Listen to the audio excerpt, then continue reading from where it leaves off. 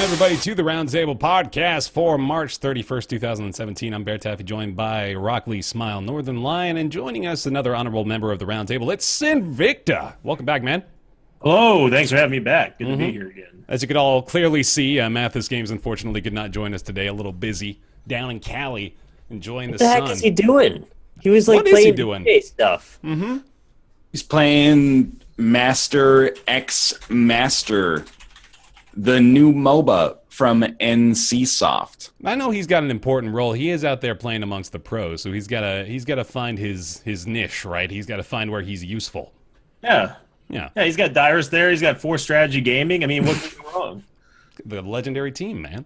Yeah, they're going to the next Champions of Fire tournament next year. Not if I got anything to say about it. Mark it on the calendar. You got a little pull in that department now. You got some. I mean, I'm not assuming I have pull, but I think I made a good impression. I would love to have a chance to go back and prove myself. Sure.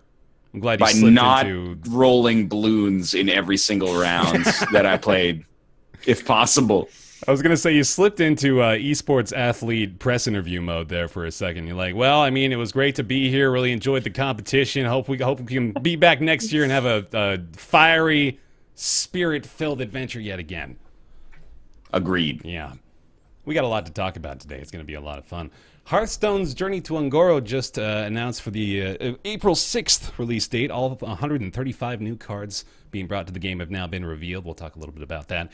Destiny 2 officially announced, also coming to the PC. Big news. StarCraft Remaster also announced this week, the HD remake of the original. Was that 1998? Brood War was 1998. Right. Okay. StarCraft proper was what, 96? StarCraft was also 1998. What? So I was right. Yeah, you were right. It just took me a while to Google it. All right. Well, there we go. StarCraft Remastered is coming around nearly 20 years later. Also, Heroes of the Storm 2.0, big update for that as well. Blizzard is making waves here. GameStop is going to be closing about 150 stores in 2017. We'll be talking about what that means for them moving forward, along with Mad Katz declaring bankruptcy, which I wanted to say finally, but that's really mean, so I didn't say that word. It's just poor Mad Katz. Except you did. Yeah. I wanted to say it. I didn't say it, though.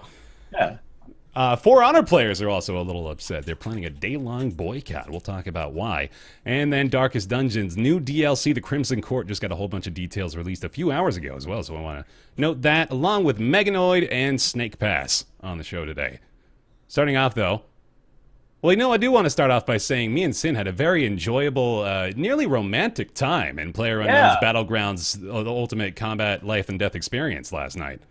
I mean, it was beautiful. We had a couple beers. We threw out a couple fishing lines. Just shot the shit for a while. It was great. It was the most relaxing.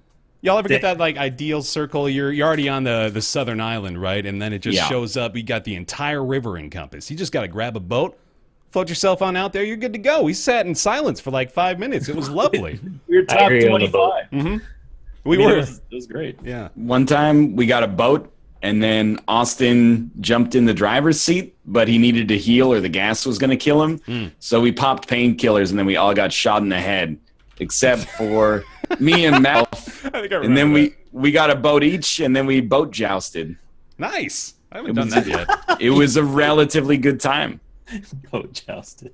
It's provided some good times, man. I'm surprised, actually, by how much I'm enjoying it. Nick, you even like it. Okay. That's about as good as I can expect, I guess. Yeah, I'm not into that style of game, and it doesn't seem to be all that much better than the other ones, but this is the one everyone's playing right now, so... Come now. Market improvements. Noticeable improvements. They've done good. Where? It's still choppy as shit, and nothing works. Nothing works. That's There, you were trying to get in the boat, you couldn't get in the boat, remember? It takes a couple of presses of F. Yeah, entering the vehicles needs work.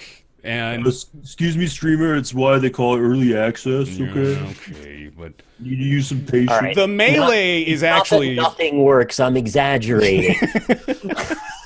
The melee is like still comically bad, so there is that, but... Did you know that if you catch someone right in the dome piece with a jumping punch, you can knock them out in one hit? Really? You know what? I don't even need to hear about anything like that. I had no idea the Krendor was going to be there. Look, I saw that. I screwed up. I should have never told those two idiots about the lumber mill. I should never have told them that. Me and Mathis should have just been us, and just period point blank. Nobody knows about it. We would be kings of the world. He wouldn't have to go to LA for 2 days. Battleground. Instead, I had to tell Krendor and Gmart, hey, by the way, this is where you go to get stacked. And then we run into Krendor, who blindsides me while I'm looking at picking up a helmet. Mm.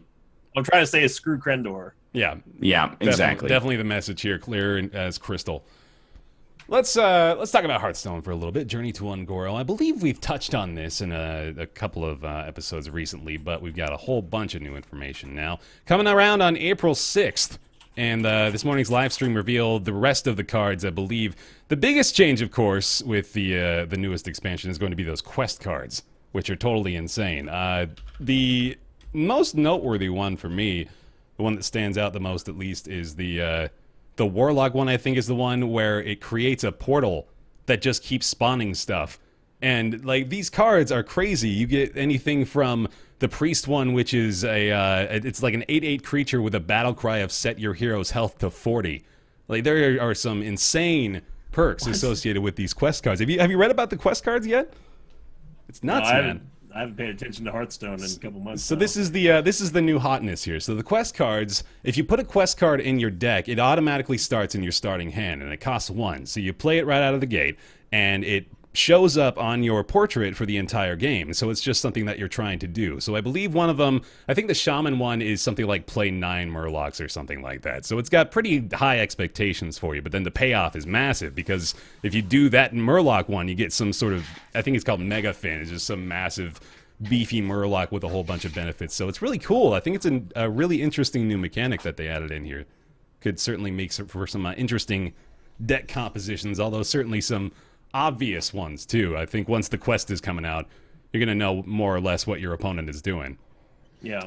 And probably like 2 weeks after release, there's gonna be 4 decks played on the ladder. So well, one would hope not, but yeah.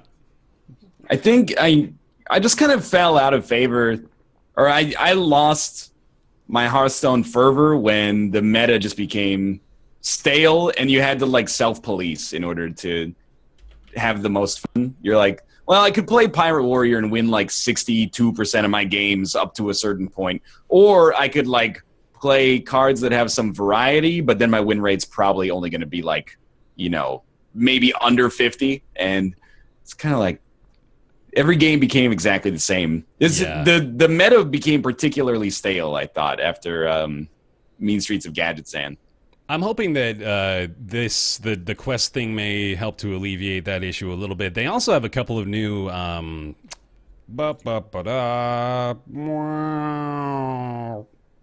that's my best Price is Right failure noise. I like it. You got it? Okay. Sad trombone. I liked it.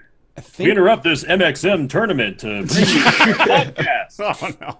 Brought to you by Madrina's Coffee. I'm really glad that it's at least auto-hosting to Mathis, so we have a little bit of a backup plan, a contingency plan today. There we go. Goodness. All right, we're back. We're back. Good. Hey, sorry about that, everybody. Connection's dropping. American ISPs. Whoopee! Yeehaw! Good stuff. Super reliable. We were Hearthstoning. Yeah. All as a group together. It was so fun. Journey to Ungoro. It's got that, so I was talking about the Adapt feature, which I think is pretty cool. It's got 10 different options that you can choose from when you play the Adapt. So there's also, I believe, I think it's the Paladin quest reward, is you play a creature that can adapt 5 times with a battle cry. So you can just make this ridiculously buffed monstrosity that has Divine Shield, +3 attack, all this nonsense. So it's kind of cool. I like that new feature as well. I think of course, the more new things like that they add, the tougher it becomes to balance, and then there's probably going to inherently be a few more weird OP things that slip through the cracks. But I think people may be more excited about that than, just the possibility of the meta staying more or less the same right now anyway. It'll be the same eventually, though. I True. mean, people will learn how they'll net deck and just look, they'll pick apart like the best like minions to pair with the best quest for the best class, and then after that, it's just going to be Pirate Warrior all over again. Yeah. What is It'll net probably deck? actually still be net decking is when you go to like a website like Hearthstone or And you make Demo a Storm. pre-designed. Yes. Well, yeah, you basically copy someone's deck that they run in a tournament or whatever the new hotness is on ladder right now. I mean, that's the name of the game when it comes to Hearthstone, and really any competitive game, in my opinion. It's eventually there's the cream of the crop stand out above the rest, and Hearthstone just happens to be happening at an accelerated rate. Yeah. Just because of how many players are playing the damn game and everything like that. So the thing is, like, you never want to lose. Like, Yeah. eventually you reach this equilibrium where you're like, I would much rather win than have the satisfaction of, like, making something myself. And you're right, that's what kills, like, the competitive aspect for a lot of people, myself included. I can't tell you how many times I really tried hard, because I love mill decks, and I wanted to make Rogue Mill work so much, and just dropping like 7-8 games before finally winning one is like, I think I'm actually having more fun just playing a standard priest or pirate deck and winning rather than actually having fun, or at least trying to have fun. Yeah. That's the balance for me, and eventually I just stopped playing the game. I remember Sorry, you want to go? Go ahead. I remember when we were briefly talking about Gwent, which is still around, still kicking. But we talked about how there really is not any sort of reward. Not that there should be a reward, but there's no real benefit to losing at all. Like, zero. You play an entire game and you lose that game of Gwent and you get absolutely nothing out of it. Hearthstone at least will give you like a little bit of experience, and then you can also make progress toward those daily quest rewards, which I think Gwent could benefit from if it hasn't already added those. Yeah, apparently they have reworked it so it's like one of the more generous free-to-play oh, really? Card games right now. Yeah. It's plausible to grind up like most of the legendaries, if I remember correctly, while still losing. But it was like at launch, I thought it was pretty bad for it. Or at beta launch. But I mostly make that point to say that at least Hearthstone, I feel, does have a decent enough benefit to just playing. You know, like there's enough there to kind of hold you to the game without having to win every single match. I agree with that, but to what end, I guess, is the point. Like, sure, they do give you gold for completing the dailies, and not all of the dailies are about winning. And even some of the ones that are about winning, you can do in like the Tavern Brawl, which is usually a coin flip, depending on what the Tavern Brawl is. Yeah. But in the end, like, you want those gold or that gold to buy cards or craft cards that you can actually use to make like a solid net deck, I think. Like, otherwise you're just getting gold for gold's sake. But eventually you're probably going to use those to crack packs or to, I mean, previously buy adventures, I guess, although those don't exist anymore. But rip. Yeah, I feel, I don't know. I don't think it's Hearthstone's fault necessarily. I think the ideal time to get into a TCG is like before everybody else does, so that you can have that great moment before it hits that Mass Effect where everybody becomes super try-hard and just tries to win. So I mean, some people are into that, and that's fine. As far as I'm concerned, the same thing happens in Magic too. Like, everybody net decks at a certain level in Magic, and you know, you're playing the same like 5 or 6 decks in Standard all the time, or at least you were last year. The best time to play Hearthstone was during the beta release when nobody but the streamers could play Hearthstone. Yeah, everybody's playing like Tauren Warriors and like. Oh yeah, man! The unnerfed Defender of Argus. That card was an absolute hoss. What would that like? What did Shield that used to Bearer. be? Yeah, Shield Bearer too. But the most OP unit was the Twilight Drake, man. He gained attack and HP based on how many cards you had. Oh yeah, it was great. Jeez, what was Defender of Argus before what he is now? He's already pretty strong. It used to be a 3/4 that gave 2/2. Jesus, it was either 2/2 or 1/1, but it used to be a 3/4. That's insane. Yeah, my non-Hearthstone question, but TCG related. Did you guys ever try Faria, or have you tried it yet? I've heard good things. Not yet. Good. It's good. If you, I don't know if any of you all played Scrolls, but Faria has the best parts of Hearthstone mixed with the best parts of Scrolls. And there's also, you can tell there's a lot of Magic the Gathering influence. I mean, any TCG is going to have that, but as opposed to another game that I was pretty impressed with at the time, which was Infinity Wars, Faria actually, I'm really digging it because it takes the whole strategical placement of where you put your units and cards, and on top of that, you can control where you summon land, where you can possibly set up another play to like a flank or something like that. Oh, it's a surprisingly good game. If anyone out there liked Scrolls, this has the best parts of Scrolls that I loved about that game. Plus it's easy enough to understand like Hearthstone, but the depth is there for Magic as well. So Yeah. I give it a recommendation. Cool. Right on. Do you guys think there's like an inherent sort of dissonance in the game design idea of CCGs like this, where essentially your main idea is to try and get the most efficient deck that wins as often as possible, and after a little while you start to learn from the group think of the internet that there are like 3 to 5 solutions of the best way to do that. Mm-hmm. Yet the game tries to encourage you to make custom decks that have new and interesting strategies. However, those things all go by the wayside after maybe 2 months of play, and then you end up with everyone trying to create the same situation. So why even have customization in the first place? I really like...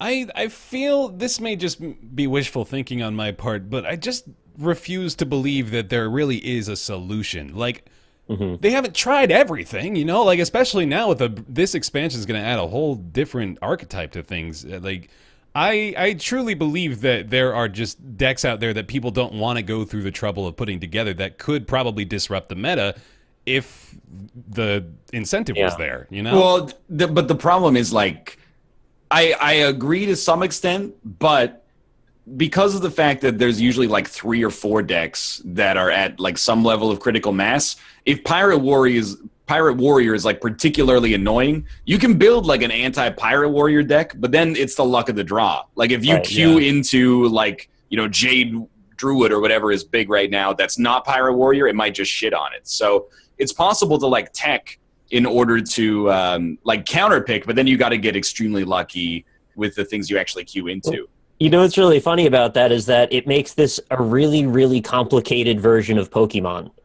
It's just like rock, paper, scissors with like way too much extra shit at the end. Yeah, And I don't think that to be dismissive either. It's kind of funny from a game design perspective how that reduces from one end to the other is all. Sure. The other thing is that it needs like they've been talking about this for a long time, but as far as I'm concerned, it needs like a ladder redesign because it's just so beneficial to play fast decks. Like you can play Reno Mage was big for a while, and it's really fun to play because it's 1 copy of every card, and you have like there's decisions to make, and whenever you're thinking of a draw, you're not like, oh, I have 4 outs. You're actually like, I have like 11 outs that I could manufacture here somehow. The problem is that every single game took like 25 minutes to play, and if you're a Pirate Warrior, in 25 minutes you racked up like 4 or 5 wins, so you're just like lapping people on the leaderboards. Right. And as far as I'm concerned, I would love for them to make it like just almost like self-contained like tournaments or something like that. Like when you go to Friday Night Magic, I know that this is what Arena is as well, but when you go to Friday Night Magic, you can run an aggro deck, but if you win in 15 minutes, you're sitting around for 35 minutes, waiting for the rest of the games to end because they go to time. So there's no inherent advantage to just playing as fast as possible. But anyway, we're getting into like deep cut Hearthstone complaints here, probably. Well, I mean, just to be fair, though, it's almost unrealistic to expect Blizzard to know, or any TCG designer to expect how a meta is going to be shaped based on the cards that they make. They probably design with an overarching theme for the classes and the general theme for whatever expansion they're on, but I don't think inherently, I don't think that it's fair to blame the designers of it just because the meta boils down to 3 or 4, decks. I'm not even blaming. I'm not blaming anybody. I'm just talking about the kind of the game design implications, and I don't think there is a solution that makes sense and still squares away with the concept behind CCGs. Yeah, I don't think anyone's done it right in the way that I'm proposing. Every time you play a legendary, it gets deleted from your inventory. There you go, you only get to play a legendary card once. Breath of the Wild style, man. You got to make those consumable. Cards have... Oh, dude, that would be... If you want to see the true wrath of the gaming community, make a TCG where cards have durability and then are permanently deleted from your inventory. That would be so good. You'd immediately create so much value if that game became popular. Like, you would have all these accounts that were selling for millions of dollars because they have the one card that will only last for one use. Or like somebody drops, it would be like Meta Gwent. Somebody drops like a really high value card against you and you just scoop. You're like, I'm not spending any resources to win this one. Yeah. I'm out. You win. Dude, that's Blizzard's next Hearthstone April Fool's event. Oh, right there. That makes me angry and I don't even want to play it. I think we even did this last year, but fucking the news cycle the weekend of April Fools, man. I do not like it. I don't like it anymore. I'm done. It's coming tomorrow. Yeah.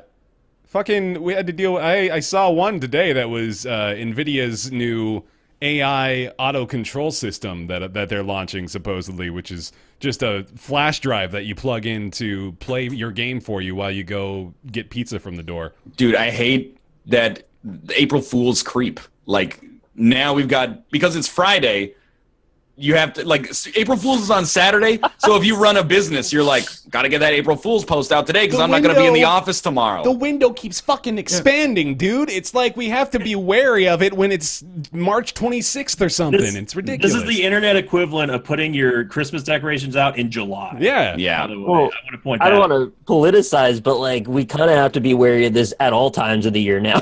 Oh, yeah. Here we go. All right. No, that's all I want to say. Just that. But can you imagine, like, April Fool's is the silliest holiday of all time. You're like, it's just for fun. It's just, but then, like, a week ago, NVIDIA's in its, like, probably not a boardroom, but, like, you know, the communications department is like, hey, we really got to get this April Fool's idea, like, in gear because we're not going to be in the office on Saturday. We got to publish this on Friday. We have deadlines. If April Fool's falls on a Saturday, you cannot make an April Fool's joke on Friday and be like, that's okay. You can throw an office Halloween party on a Friday if the Halloween day is on Saturday. That's fine. You can't just ignore the day. But it has to be on that day. As a business, if it falls on a business day, you just have to accept that you forfeit this year's April Fools. The whole point of it is that there's one contained period where it's okay to make things up. If you go, oh, well, we're going to take that credit and put it, why not put it on April 3rd, you know, the Monday after April Fool's Day? No one's expecting that. And the thing now is, we got too, 4 days of not being able to trust. And the other thing that gets me is like the April Fool shit is also always like, hey, we invented a rocket that's going to Mars tomorrow. And then like an hour later, they're like, just kidding. Yeah. There's the SpaceX tweet that we just spoiled for you. Sorry about that. I guarantee Elon Musk will not make an April Fool's Day joke. Oh, I want to take the odds on that. I'll take. He doesn't strike me as that kind of guy. No. Let's see. All right. I think he would worry about that setting back human progress by even a single increment. $10 on Elon Musk making a Twitter April Fool's joke tomorrow. I got you there. Okay. I'll even make it more generous and say like SpaceX in general. I don't think we'll make I would take that bet. Okay. Is gambling legal on Twitch? I think so. Sure. Okay. We're gambling. $10. I think so. We're gambling. he went with it. Just wait till corporations start to figure out how to monetize April Fools. Then every corporate office in the world has a Friday Fools event, where we're just putting out fake stuff all over the place. They monetize the articles that get clicks. Hey, it's already started. Yeah. Somebody alert the press. Oh wait, we can't do that. It's all fake. Oh man. Hi-oh. Circular. Okay. Yeah. Here we go. We got news. We got things to talk about. Here we go. This is real news. This is not a fool. Destiny 2 officially revealed. Confirmed for the PC. It's happening, ladies and gentlemen. Would you call Destiny 2 Destiny's Child? Before you even said the second word, it was like he saw it in your lips. I saw it on Twitter. Oh, all right. Oh, I didn't even see it on Twitter. I thought I was being original. It's the Life board game tweet all over again. Destiny Damn 2. it. Destiny 2 All is right, here. go ahead. I'll be quiet. The reveal trailer just came out yesterday. Actually confirmed for the PC. Believe it or not, it's happening, boys and girls. They've made the jump. I am... okay, so, Sin, did you play some Destiny? I think you did, right? Nope. No, Nope, okay. I never did. I wanted to, though. I just didn't own a console. So, Destiny, of course, does have some baggage coming along with it. From the official release on, I think they've substantially improved over time, but folks were a little distraught with the initial offering. I think Destiny 2 is going to be learning quite a bit from the info they've gathered over the last few years. I'm a big believer in Bungie, to be honest with you. Yeah, for some reason. Yeah, something about them. I don't know what it is, but they got my number. Hashtag not sponsored. As I understand it, though, that game, like I watched Kate play it for like maybe 6 hours on launch, and I was like, it's kind of like a like a worse or at least less enjoyable Borderlands with a much larger scope. And then I heard that it got a lot better through the expansions, and it sort of became like an evergreen MMO that you could basically just log on and spend like a few hours in every night and feel like you were making progress and like Diablo basically, but with sci-fi and guns. Yeah. So I mean, I recognize that sort of gameplay loop really does not matter to me at all, and this is probably not going to necessarily be my cup of tea. But I think it's cool that it's finally coming out on PC, and I think without getting too inside baseball, is going to be enormous on Twitch. Like right now, there are some Destiny streamers, and some of them are quite big. But I think this is going to teleport it, or vault it to the next level to potentially be one of the biggest games on Twitch. Think back to that. What was it? I think September 2014. That was like everybody was buying in. You saw probably 80% of your following list was playing Destiny that day. It was crazy, and. It's so weird. Like people loved it, then hated it, then sort of started to love it again, and I don't know where we're at anymore with this game. I can't wait to play it. I mean, I and to this day, I still think that Warframe has the best combat system of any game that I've ever played, and I'm interested to see how Warframe decides to try to maybe even just step aside for Destiny 2, because I mean, everyone's going to go. I'm going to go over to that, and I played Warframe for a while. I'm excited. I mean, I've been looking for a new type of MMO to come out. It's actually for PC, not for console. And Destiny's always looked pretty cool. I mean, I've even looked at like a couple of Destiny streamers whenever the expansion that had like the Returned King or something like Taken that. King, the Taken King, like that. Like Destiny was number 1 on Twitch that day, and I was like, "What the heck is going on?" And I just watched a random streamer for like an hour. I'm like, "I wish this screams to be on PC." Like, it's not on PC. It was. We're gonna squad up. I mean, I'll be a Destiny streamer if you guys want to. Yeah, I'm there. I think it seems like the kind of thing. I think I would play that about as much as I played Overwatch if it ends up being like even close to as good as Destiny 1. All right. Yeah, I mean, I didn't love Destiny, but I also just appreciate that style of gameplay. So it's like, even though I didn't find it incredibly fun, I'd still like to play it with other people. And I never got my Borderlands fix still to this day. You know what I do like about Destiny is that sometimes when I see people playing it, they have a calculator open and they're like running loot into the calculator to see how it's going to affect their DPS and like drop rate. And I'm like, all right, I'm okay with that. Dude, I'm going to get my visor, my Goldman visor. I'm going to hook it up with a sensor. So when I wear it and play Destiny, it can scan all the loot ahead of me. Oh, there you go. And then I can see my drop rates and shit. Man, you're fucking with me, but that sounds awesome. That sounds I know. dope. I'm not fucking with you. I want that. Somebody get a Raspberry Pi and like. I was actually just thinking that like one of the most popular DIY projects with the Raspberry Pi is like this magic mirror thing that shows you on your mirror you put like the weather and news for that day and when the buses are showing up and stuff like that. I don't know. It would probably be like infinity dollars to do it on a thin piece of curved plastic, but it's a start actually. Something for the future. Ask Elon Musk to work on it. We'll see what the news is like tomorrow. I mean, Warframe multiplayer was amazing. Like when it was me, Mathis, Force, Strategy Gaming, and TB. It was just like 3 hours of doing the same thing over and over again. But the combat that keeps you in the gameplay loop was so enjoyable. We just didn't care. It was just like, we're getting crappy drops right now, but just slaughtering everything in sight. And having it fast paced, no lag at all. What they've done with Warframe is really quite impressive. I'm still impressed with that game. Tell me more about Warframe. I've never really become that familiar with it. I'm really not that educated in it, but it's basically it's sort of like Destiny. I mean, I know that you played Destiny before, so it's sort of like that, except it's a lot more instance based. If you probably never played Vindictus, but really just think of it as like as if you're playing a bunch of WoW dungeons, except in sort of like a Destiny robotics sort of suit. Okay. And later on, all the free expansions that came out, that actually like the biggest ones I believe is called the Second Dream or something like that, which I still haven't done after all these years, but. It's very much you go to this planet. Are you looking for crafting ingredients? Are you looking for a new weapon? Are you looking for new parts to make a new frame or whatever? It's impressive for a free to play game. I mean, it's incredible, and I still stand by my claim as is the most enjoyable, best combat system I've ever played. I mean, it's better than Vindictus in my opinion. It's up there. Damn. It's number one for me. I mean, it's quite impressive. We're playing.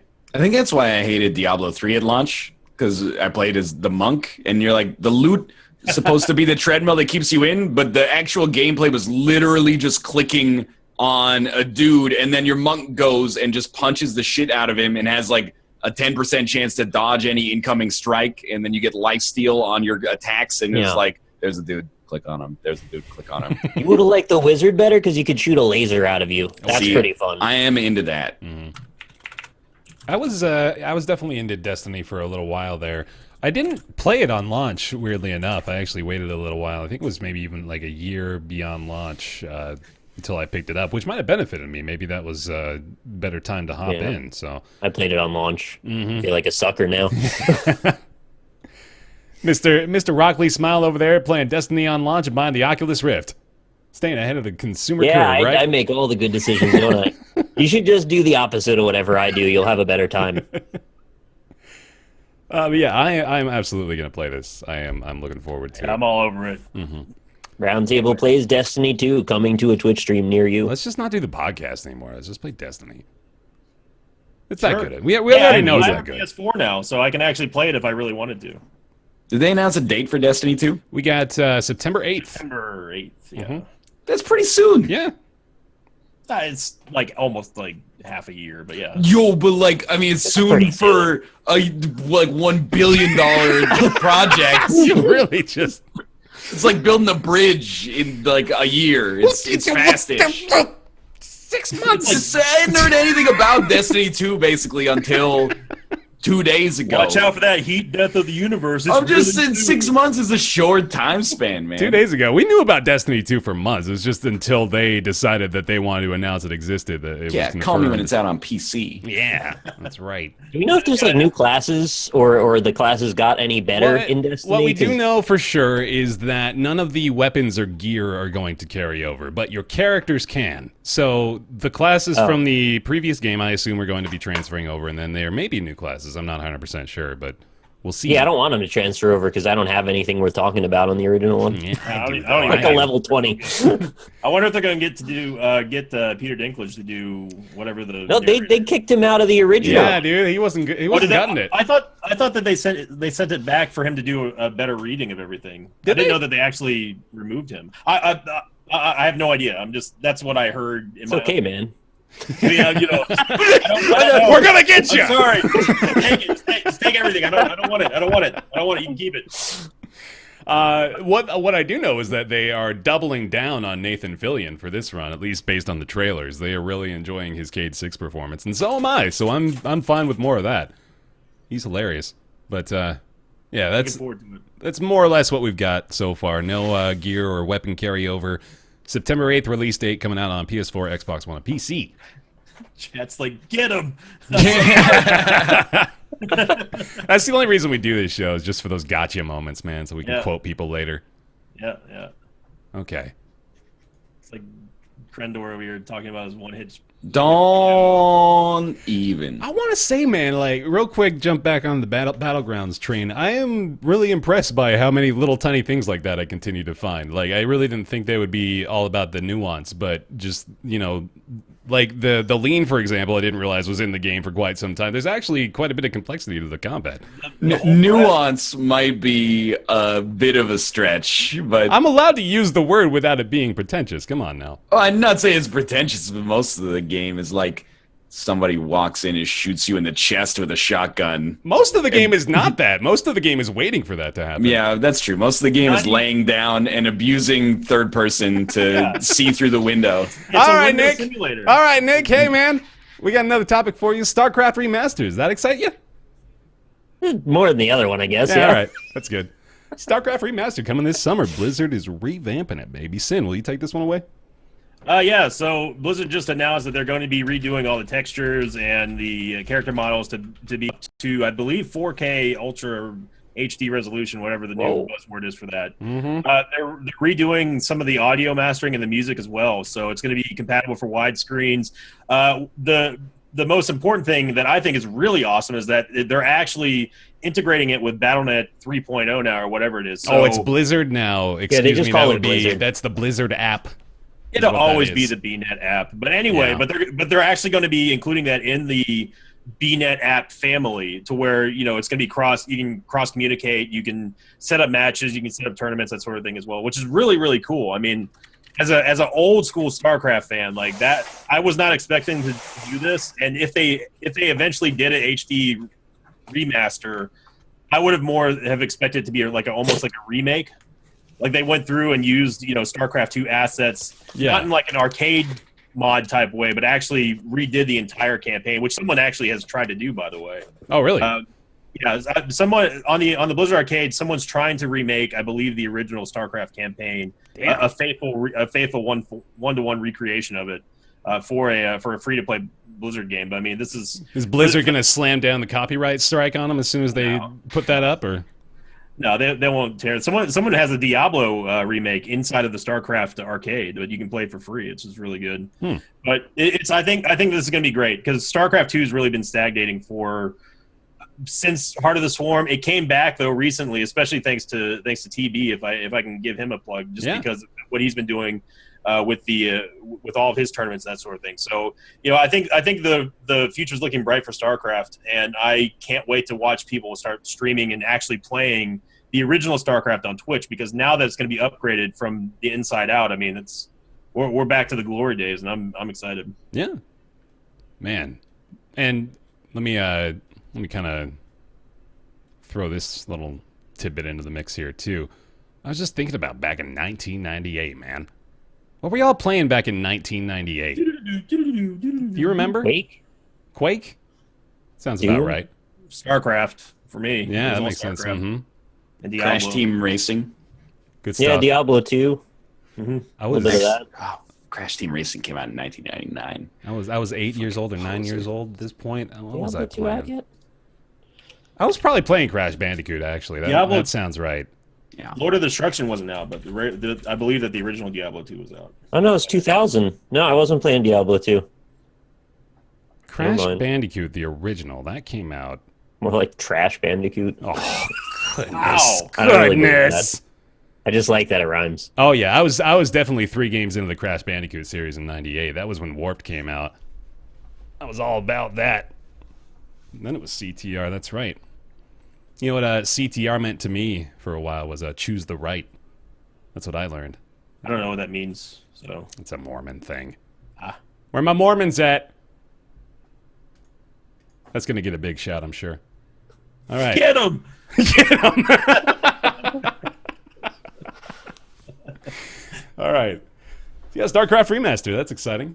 Yeah, looking forward to playing it. I think that might actually bring some people who have possibly never played the original but started with StarCraft 2. They may be impressed to see the origins of a lot of their favorite characters. So. Yeah, definitely. It'd be great. All right. Well, speaking of new characters, right? There's a segue. Heroes of the Storm. Huge new 2.0 update. Another one for Sinvicta, adding major, they call it Overwatch style changes, which I know you've got a little bit of a bone to pick with this one, don't you? Woo! Yeah. Real excited. All right, so to summarize what the 2.0 update is, basically Blizzard is doing away with a lot of the more straightforward, I guess, ways to get skins and make it a little bit more microtransact-y. They're bringing in 2 different types of currency. One's premium, one's the one that you earn in game. But for the most part, it's going to be revolving around the loot boxes presentation of just the microtransaction variety. For me personally, I'm not a huge fan of it. I'm not going to completely dump on a system that's not even out yet because it just now came into beta. There's a lot of controversies surrounding it, especially concerning the master skins, which for those of you who've never played the game before, if you level up a hero, whatever hero you want up to level 10, hero level 10, you can spend 10,000 gold in game, which is not exactly that easy to get, but it's also not that hard to get it either. And buy a master skin, which can only be used by someone that you have unlocked at level 10 and paid 10,000 gold for. The problem is right now, the big swirling controversy over that is that now Blizzard, supposedly anyway, from what I've read, is going to be doing away with the master skins on how they're traditionally given out now, and just make them into like a legendary drop out of the loot boxes. And that's really not enough for someone like I've been playing since technical alpha before it was even out, and the game has changed fundamentally from the get-go, which is very nice.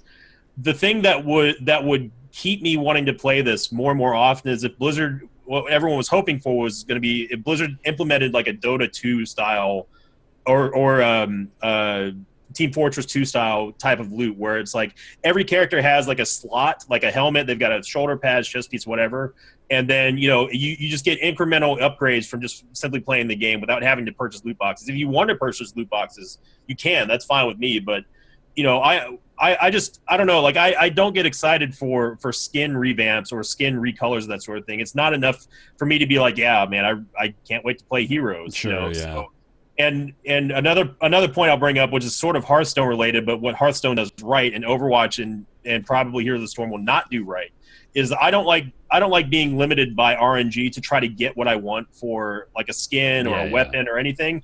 But at least in Hearthstone, if you don't get the card that you want, you can break down and disenchant the cards you don't want or the extras, and then craft whatever you want. If they did something like that, I think that'd be nice. I would like to see them take the shards, which is the premium currency that you unlock and get loot boxes with. I would love to see them give you shard equivalent if you already have duplicates, or if you can break down skins that you don't want, and then you can save up and buy that with the in-game currency. Or even better, if they had something like an in-game auction house, which won't be so Diablo 3-ish, but if you could say like, hey, I've got a custom Frostmourne skin for Arthas I'm putting up for 20 shards or whatever. Someone buys it, and then you can use the in-game currency to sort of feed the economy back into itself and then buy what you want. Yeah. That's something like that I would never stop playing Heroes of the Storm. I mean, I'm still every now and then sort of motivated to go play Dota again, just because I love the fact that I can just I've got to party up with 4 pugs, but against an AI I can still get like a good piece for Invoker, or maybe something that can sell on the Steam marketplace. No, I don't even have to make real money for it. Just I want there to be some sort of residual outcome for me to always want to continue playing, because just getting loot boxes that we've already seen in Overwatch and just have it go to RNG is just kind of like whatever. I mean, and you can, people are making the point that, well, if you don't get a skin, you get gold equivalent in Overwatch, which is great. I don't know if they're going to do that for Heroes of the Storm yet. To my knowledge, they haven't actually announced that much for it yet. But I'm hoping that Blizzard will eventually go to some sort of an item drop system for Heroes of the Storm, because that would keep me back just constantly. But right now, it's not worth for me anyway. I'm not like super duper enthused about it. Sure, yeah. The update, it seems like most of the focus is on this new progression system, along with the cosmetic changes and the changes to the reward earning. Is that more or less the entirety of it, or what else have they done here? Pretty much, they're touting the character progression and the player account progression pretty heavily. Yeah. They want to incentivize players, saying, okay, there's no more level 40 cap, which is what it is now. You can play whatever hero you want for as long as you want, and you'll still always get rewards and that sort of thing. Which is still leading the carrot on a stick mentality of getting people to continue to just do the grind over and over again. But eventually, eventually people are going to get burned out. I mean, I only really play now to do games with Mathis and Jesse and whoever else wants to play. But as far as like solo queuing and that sort of thing, I mean, there's, this isn't. I don't care how much progression you give me on my account, especially if the rewards that I get are A, stuff I already have, or B, just left up to RNG that I can't somehow squeeze value out of to get what I want. So I mean, I realize it sounds pretty entitled, but to some degree, I feel like I can say that just as someone who's played this game for 4 years. Yeah, I think you get to that point eventually when you've dedicated yourself so much to a game where you have those what may seem like sort of pedantic issues to somebody who's not invested that time in it. For newer players, it's great. Yeah. I will say that it's a fantastic, which is why I really don't want to sully the shiny newness of the HOTS 2.0. It was just for me, I wasn't expecting them to do this anytime soon. So you never know. But Blizzard's they're extremely smart about their products, and they listen to a lot of community feedback very carefully. So I have faith that they will do the right thing when it comes to the master skins and stuff. I find it interesting that with the majority of stuff we talk about to do with Blizzard games, it's not so much that we talk about the games, but how we're meant to pay for them and how they want to design the most perfect Skinner box. Like, that is mostly what they're concerned with. The games are sort of like there too, but we only really talk about the Skinner box. Like this in particular, like this 2.0 update is there's not a lot of game update, is there? Right. Like nothing's really changing as far as the gameplay is concerned. We're getting a new hero. Yeah. It's the Amazon. I think she might even be coming out before the 2.0. And for this she being- looks cool. I mean, This being like the 2.0 update, you know, that's a big deal. It seems silly, but that's when you turn over the leftmost number, you know, like that means something significant somewhere, right? yeah, I mean, it came out as a surprise to me. I'm not going to try to sit here and act like I'm plugged into the Heroes community. I don't go to Reddit. I don't stay up to date with all the latest Heroes news. So it was a surprise to me. I mean, even Jesse might be a better person to ask about, like, if he expected something like this. I know that that I didn't. I know that Mathis didn't know anything about it either. So, you know, I as far as gameplay goes, I think that the game of Heroes of the Storm still needs a lot of work, but it's still fun to play with friends. Just don't do what I do and play solo queue all the time because you'll hate it. Just don't do that in MOBAs in general. Yeah, it's it's not a good idea. I'll stick to StarCraft if I want to 1v1 somebody. Stick to StarCraft Remastered soon, right? Yeah, there you go. Throwback. Okay. Yeah, it is. Yeah, I think it is interesting, Nick. Honestly, like I have to a degree noticed that it's interesting, but they seem to have it down to a pretty fine science. I think with the Overwatch system, I like the gold reward, although it is still interesting that the legendary gold rewards are like a fraction of the actual equivalent of the thing's cost. But yeah, like they're a lot more focused on that, which makes sense because it's probably making them a boatload of money. Yeah, I just want to pose something really quickly here before we dwell on it too long. Yeah. Like the only reason why, especially veteran players, are putting so much emphasis on critiquing the cosmetics of the game. I mean, the point everyone's making is like, well, are you playing the game to play the game, or are you playing it just to get rewards for playing the game, that sort of thing? And the veteran players, I would say, probably don't really care too much about the rewards, but the fact that Blizzard's sort of like putting it out in the foreground to say, like, this is also a huge part of the update, which is cosmetic and reward based systems that we're putting out in front of what you know some people would probably say is more important, which is the gameplay element of it. Yeah. That's the only reason why people are talking about it right now. It's not because everyone's feeling entitled who plays this game to be like, well, I think that we should all get free stuff for just doing nothing, you know, and not enjoying the game, because it's a legitimate criticism to say, well, are you playing the game because you like playing the game, or are you just playing just to get shiny new rewards and stuff, that sort of thing. But after a certain point, if it gets put into the foreground too many times by the developer who's doing the spotlighting, it is going to be critiqued. And I think it's fair for it to be open to critique by people who play the game for years. Yeah, absolutely. Do we know if StarCraft Remake is getting any kind of microtransactions or like skins or anything? Not We that don't I'm know. aware of. I don't believe so. No, Yeah. they're to my knowledge, it's just a remaster. It's not a remake, so they're not Sure. they're not going to try to add anything to the game that changes that. Their biggest point on that was making sure that it sticks 1-to-1 faithful, as far as even the feel of the. They're not going to speed up the frames or anything, or the sprites. They want it to feel like the original. They just want to update a lot of the textures and resolution and stuff. Yeah, it They'll is. probably add achievements, I imagine. Oh yeah, I'm sure they will.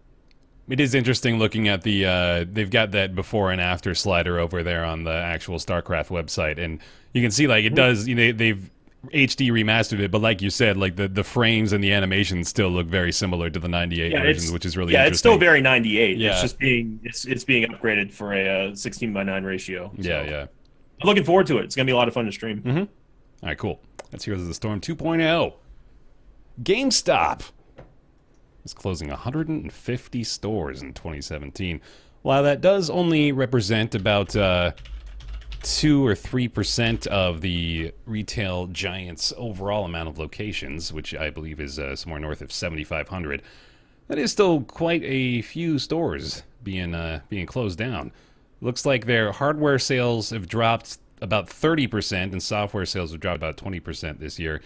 This is without the percentages and the number of valuations associated with it. This is just another in a string of stories wherein we're talking about GameStop's not necessarily diminishing role in the industry, because I think for as many stores as they are closing, they are beginning to open doors elsewhere. But GameStop is it's changing as a face in the games industry, which is very interesting. I think that this is a great thing. Yeah? Not because people are losing their jobs, but I was because hoping so. GameStop's predatory business practices are annoying as a consumer, and honestly, they're being outcompeted. Yeah. I don't want to be Rob here and be like anti-establishment, like, you know, why don't we just buy the games at home the day they come out? But it's a way more streamlined experience, and there's no inherent value to having to go drive to the GameStop and then purchase a game instead of just downloading yourself, except you get a physical box. But I think basically we're watching, unless they can reinvent themselves, we're watching like Blockbuster. And if fiber optic internet ever takes off across the U.S., this company is like actually fucked. Oh, yeah.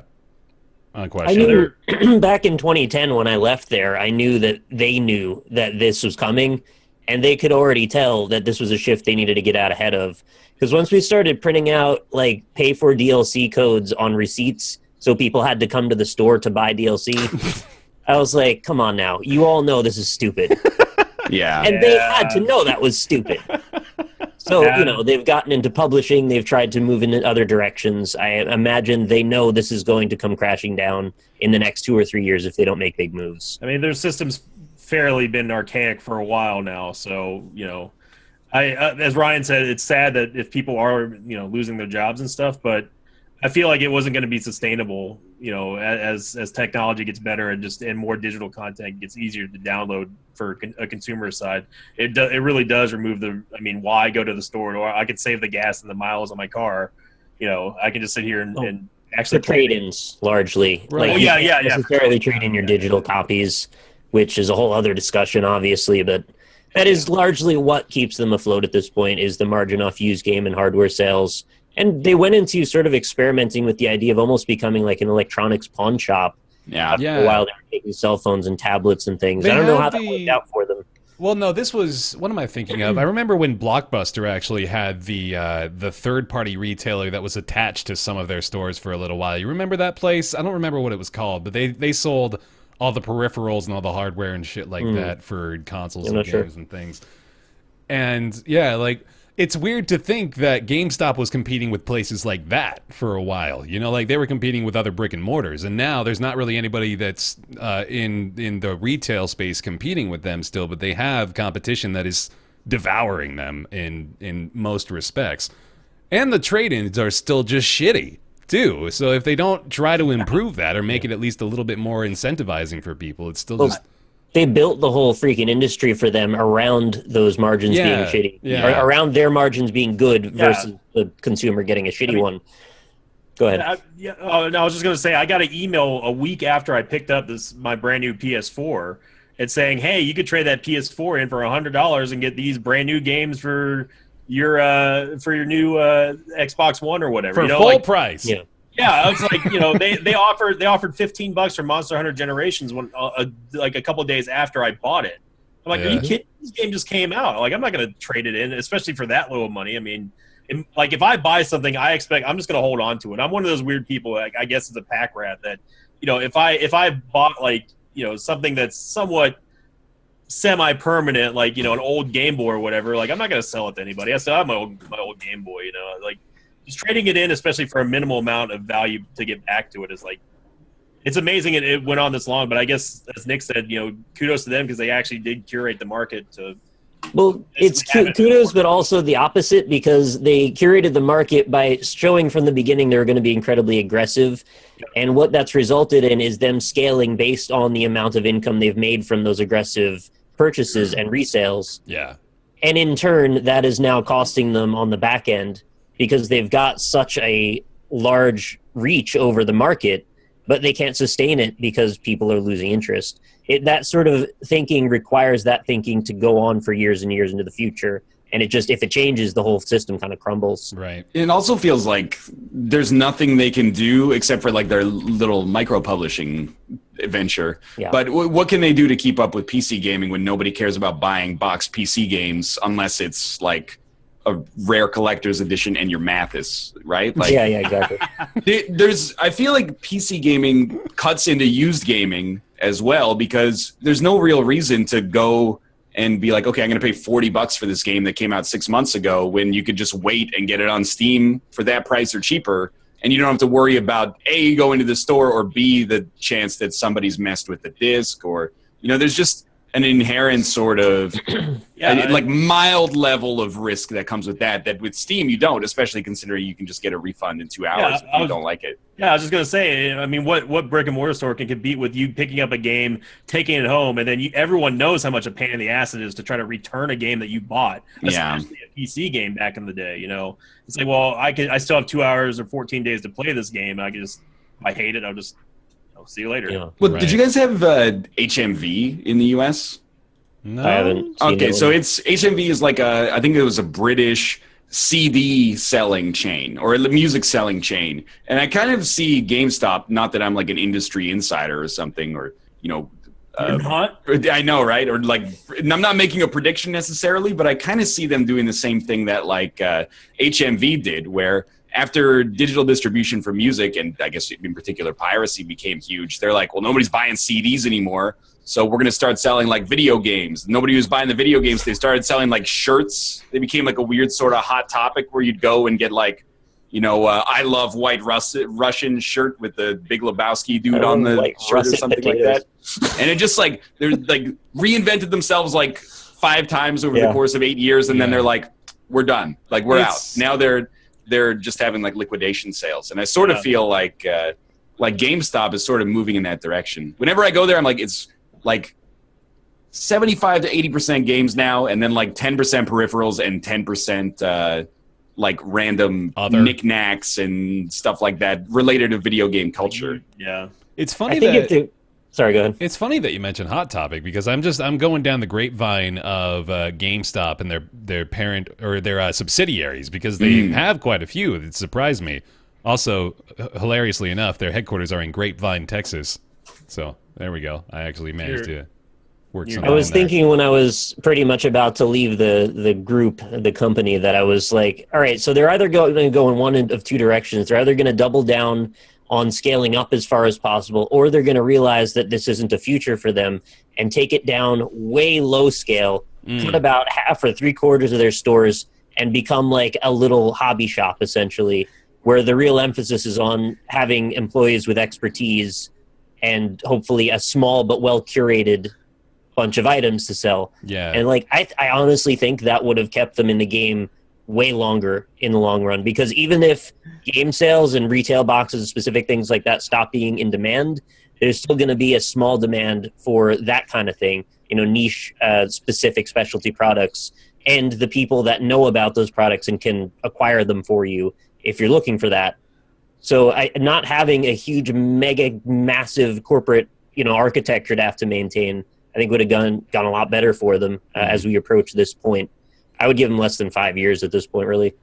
I don't know about that. I think they're going to stick around. They're not going to be sticking around in the capacity that they are right now. They're going to be, I think Ryan's close to it, and that they're going to be operating in a very different spectrum.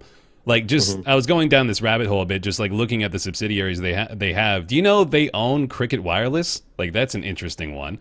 And what they is also Cricket Wireless? It's just it's a wireless phone provider in the United States, I believe. It might only be in the U.S., but yeah, they own that. They are a parent company of EB Games, which isn't surprising. They also do ThinkGeek. So they've got a few other things that they're working with, but they also, of course, have the publishing line Game Trust that they are starting to make things happen with. They've got some foundation that isn't 100% reliant on the brick and mortar succeeding. I think GameStop as a company is going to stick around. It's just going to be a very different thing in a few years, The other thing about GameStop, or at least EB Games up here, because we still have Electronics Boutique, but like my hometown had like 130,000 people in it, and there was an EB Games in the mall, and literally like half a mile down the road, there was a standalone EB Games. Yeah. And then if you drove like maybe 15 minutes away from that, there was another EB Games like located downtown. Yeah. It's like, how many game stores do you need to service this? I hear in like big American cities, it's even crazier. Like you could have like 7 or 8 GameStops in a single city. Which there were 3 in one mall. That makes no sense to me Yeah, at well, okay, all. but let me explain why. One was a GameStop, one was an EB Games, and one was an EBX. Okay. So for a while, those things didn't all exist at the same time, and they sort of, kind of, maybe went in different directions. But honestly, EBX was the only one that did that. Really, it was ridiculous. Like it was good for them because if you were in a position where you had like somebody called out that day, you just go, "Oh, the person 3 stores down can come over and ship." Yeah. But it's just ridiculous. They went too aggressive. You said heard it through the grapevine because they're established in That's grapevine. what no one said. I see. Fucking yeah. I caught it. I didn't have a time to say it until just now. I was laughing. trying to I was work that laughing in my there. ass off earlier because I saw the replay of you on the stream, and you were like, you were so disappointed. I don't care. Hang on there, I got you. Hang on, let me get you real quick. I'm sorry. Chat, did you get it? You got it, chat. Okay, good. I don't know about you guys, but like whenever I have to buy, well, I mean, if I have to buy like a console or pre-order it, I just do it on Amazon or Best Buy. And if I have to have a game like that day, I usually go to a big box retailer. I guess in this case, like a huge box retailer, like Best Buy or Walmart or you know wherever I can find it. Basically, like I can't think of the last time I was inside of a GameStop. I bought Breath of the Wild from a GameStop, but Okay. that was just born of convenience, honestly. Like, it wasn't... I probably would have just bought it on the digital store, but I happened to be at a GameStop, and I was like, well, here we go. This is weirdly convenient, which normally it isn't. But, yeah. Last time I was in one was, I think, the last day I worked. Wow. I'm not surprised by I that made at a all. You point haven't... to not go in them after Yeah. that. I usually just go to Best Buy now or order on Amazon. It's I would imagine. really weird being in there now because they do price matching and stuff now. At least the one that's close to me. I was like, hey, I found a PS4 Pro at on Amazon for like $399.99. They're trying to get like I think $435 or something like that. And I was like, you guys price match? They're like, yeah, as long as you can show us a legitimate deal. I was like, and Best Buy does the same thing too. I figured they'd be the last company to do online price matching, but it's really weird because it just seems like everyone, why not just have one big store for everything if they're just going to sell it for the same price? There's no competition anymore as far as games are concerned. Wherever you feel like going, you can get it for whatever the best price is that you can vouch for. Well, of course, and they knew that, and that great. was when all the pre-order bonuses yeah. for specific stores showed up, which course, yeah. was quickly. Well, I mean, they're still doing that every now and then, but it's not nearly as prevalent anymore. You don't have to deal with like high pressure sales tactics. But I mean, I also am sympathetic to GameStop in a way where I'm like, what do? You got like 15,000 stores or something ridiculous across the US that are probably all pretty expensive to maintain. And you're paying your staff and you're probably not making crazy margins on new products to begin with. Like, how do you reinvent your business quickly enough to respond to the changes that have happened, particularly in like the last 5 or 6 years? I really don't know what you do when the thing to sell, like it's all digital distribution, or a lot of it is digital distribution now. They've been way too slow to adapt, and I think one of their strategies was to try and get exclusive like DLC and pre-order bonuses, which is really kind of short-sighted because how do you keep that going? Like, where does that go ultimately? If the industry moves away from that, you're stranded. And what else do you have to sell other than your own proprietary objects, which are like pre-orders and edge cards? Yeah. Right? That is not my problem. Guarantees on things that, I mean, these are all artificial products. They're not real. That's a hell of a problem to try to find a solution for, man. You created a secondary artificial product around a thing that could move away from you, and then your entire plan just falls apart from there. Oh man, you know what? I was trying to say GameStop sticking around, but I just realized they're definitely dead. You know how I know? How's Wikipedia that? entry for GameStop. Look at the chronological order of things. They have GameStop goes from 2004 to 2016. Next subheading is decline. Oh, 2016 to present. They're going down. That's vicious. They're going down. I didn't know, but Wikipedia said so. This is it. GameStop's gone. If Wikipedia said so, I mean, it's got. Did it give you an amount of years so that way I could know if I was right? It says till present, so we haven't predicted the future Okay, we're yet. still within present right now, so that's Yeah. good. Actually, there is some news coinciding with this, of course, and that is going along the same lines of how do they change, how do they fix themselves. Coinciding with the closing of 150 stores, they are also opening 65 new technology brand stores, which I believe are those Cricket wireless outlets. And they're also opening a few more new ThinkGeek stores as well. Those are the collectible ones. So yeah, they're doing other stuff, and I think they're as well aware of the problem as we are, and seems like they're at least making some attempts at branching out a bit. And that's fine, but you're screwed, I think, because like you can open up collectible stores, but you're never going to be able to get to that same level. Like, what is the sale of video game collectibles worldwide is probably a lot less than the sale of video game software, I would imagine. So, well, besides amiibos. Yeah, right. Yeah. They're I wouldn't be surprised if like big suits at GameStop are like, please, Nintendo. That's the more amiibos. Any chance we could get you to exclusively release the new Call of Duty in a boxed format instead of digitally? Like that would be swell. But they're a big lumbering truck. They're going to take a while to adapt and probably too long. I still love that Ryan comes up as Stinkvicta and Nick comes up as on Zoom. No one can see that, but it's great. Also, nobody feels bad for your company for dying because every story about you is negative. That's true. For the past 15 years, so. Yeah, I still, no pleasure taken in people losing their jobs by all means, but also that starts with you being a dick to your employees in the first place. Yeah. And how do we not know that this was Mathis's grand plan all along? He got him, I guess we dude. don't. He fucking sabotaged him. What if he edited the wiki? Exactly. Oh, man, that's a possibility. It's in between queues at MXM. Right, he's got some time on his hands down there in LA, man. He's got to do something. There's nothing to do in LA except play MXM and edit Wikipedia. Yeah. All right. Well, along these same lines, we've got some more unfortunate news here as Mad Katz, the beloved Mad Katz, is finally Also declaring very well bankruptcy. stocked by GameStop. Yeah. certainly very familiar with each other. Oh, man. If you haven't heard of Mad Katz, you've probably played on a Mad Katz controller over at your friend's house. Those are those third-party ones that didn't quite look like the right thing, but they at least did the job for the most part. Mad Katz has gotten, of course, into other peripherals, including some instruments I believe they were a part of. And mostly, though, they've just been the company for third-party controllers and third-party solutions. Cheaper things, more or less. Yeah. And that was not really a niche that was destined to last for longer than it has, I suppose. Thank you to Mad Katz for teaching most of us a lesson at an early age that you get what you pay for. Oh, yeah. Yeah. I had that when I bought my PS2.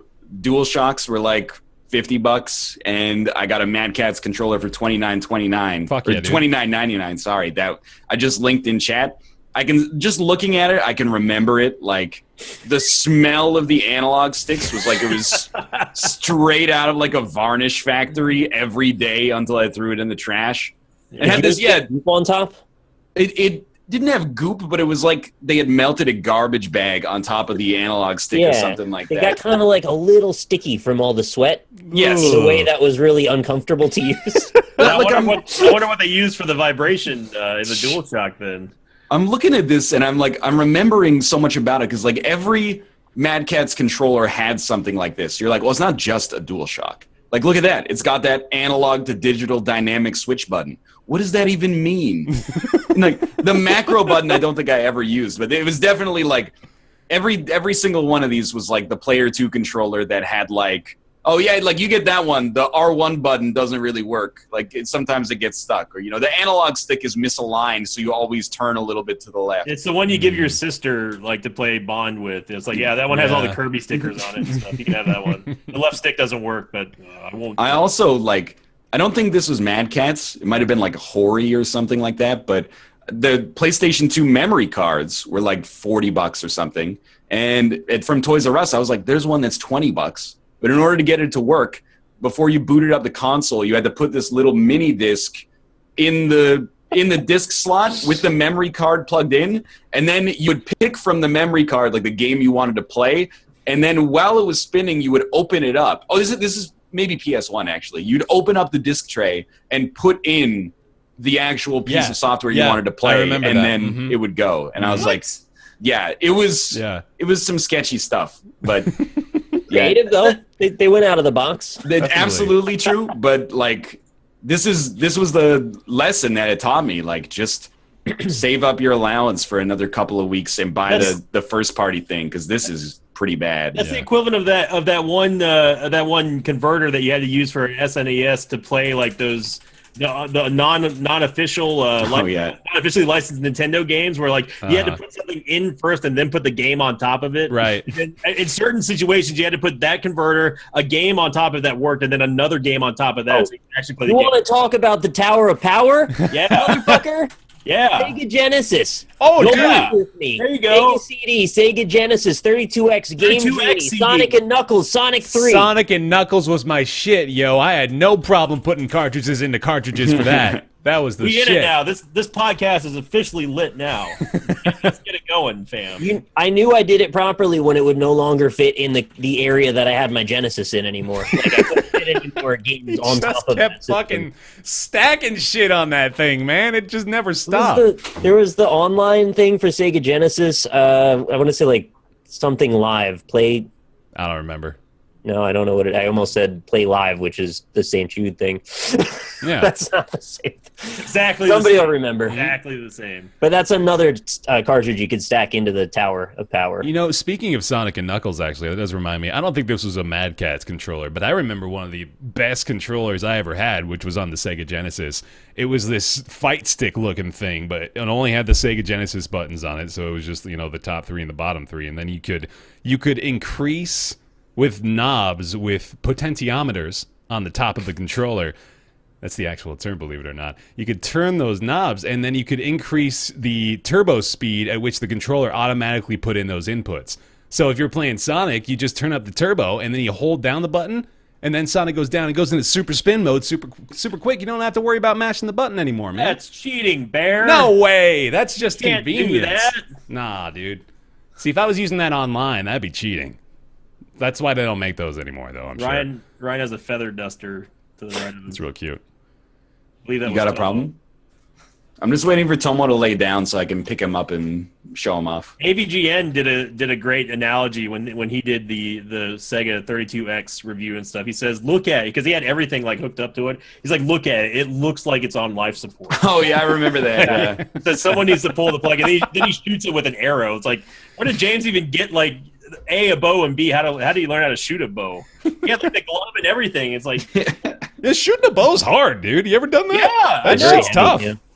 It's very difficult. Yeah. There was like a fish and game festival that came to my hometown, and they had things for kids like learn how to shoot an arrow, and you think like, I'm probably gonna at least hit the target on the first try. Yeah. And then you're like, ah! That And fucking then you rip up string. your wrist right here. Yeah. And you have like the string like just burning a hole in your forearm over here, and then you let it go. It's like, how did that even happen? Like, Yeah. how did Legolas do it? I'm glad we all had the same Orlando. experience with this, man. Now I don't feel like such a failure not being able to pull back that fucking bow. It's much easier to shoot bows and arrows in video games. Yeah. Much easier. There is some, there's more details about this Mad Catz bankruptcy as well. Apparently, it was, they were banking on Rock Band 4. They were really needing that Lots to of do people well. were. Yeah, it was, and it did not happen for them. They said, it's a direct quote, the company needed Rock Band 4 to succeed in order to stabilize itself, and that, nope. Yeah, Not even all of a little sudden bit. Ryan sang Jeremy, and then everything I think we're the best thing that's ever happened to that game. man. led to the downfall of GameStop right there, Yeah, because yeah. Mad Catz crumbled because Ryan sang Jeremy. I hate to say it, but it's like another example of a company that actually here, like, they've gotten a lot better. Like, if I remember correctly, there are Mad Catz fight sticks that people actually like.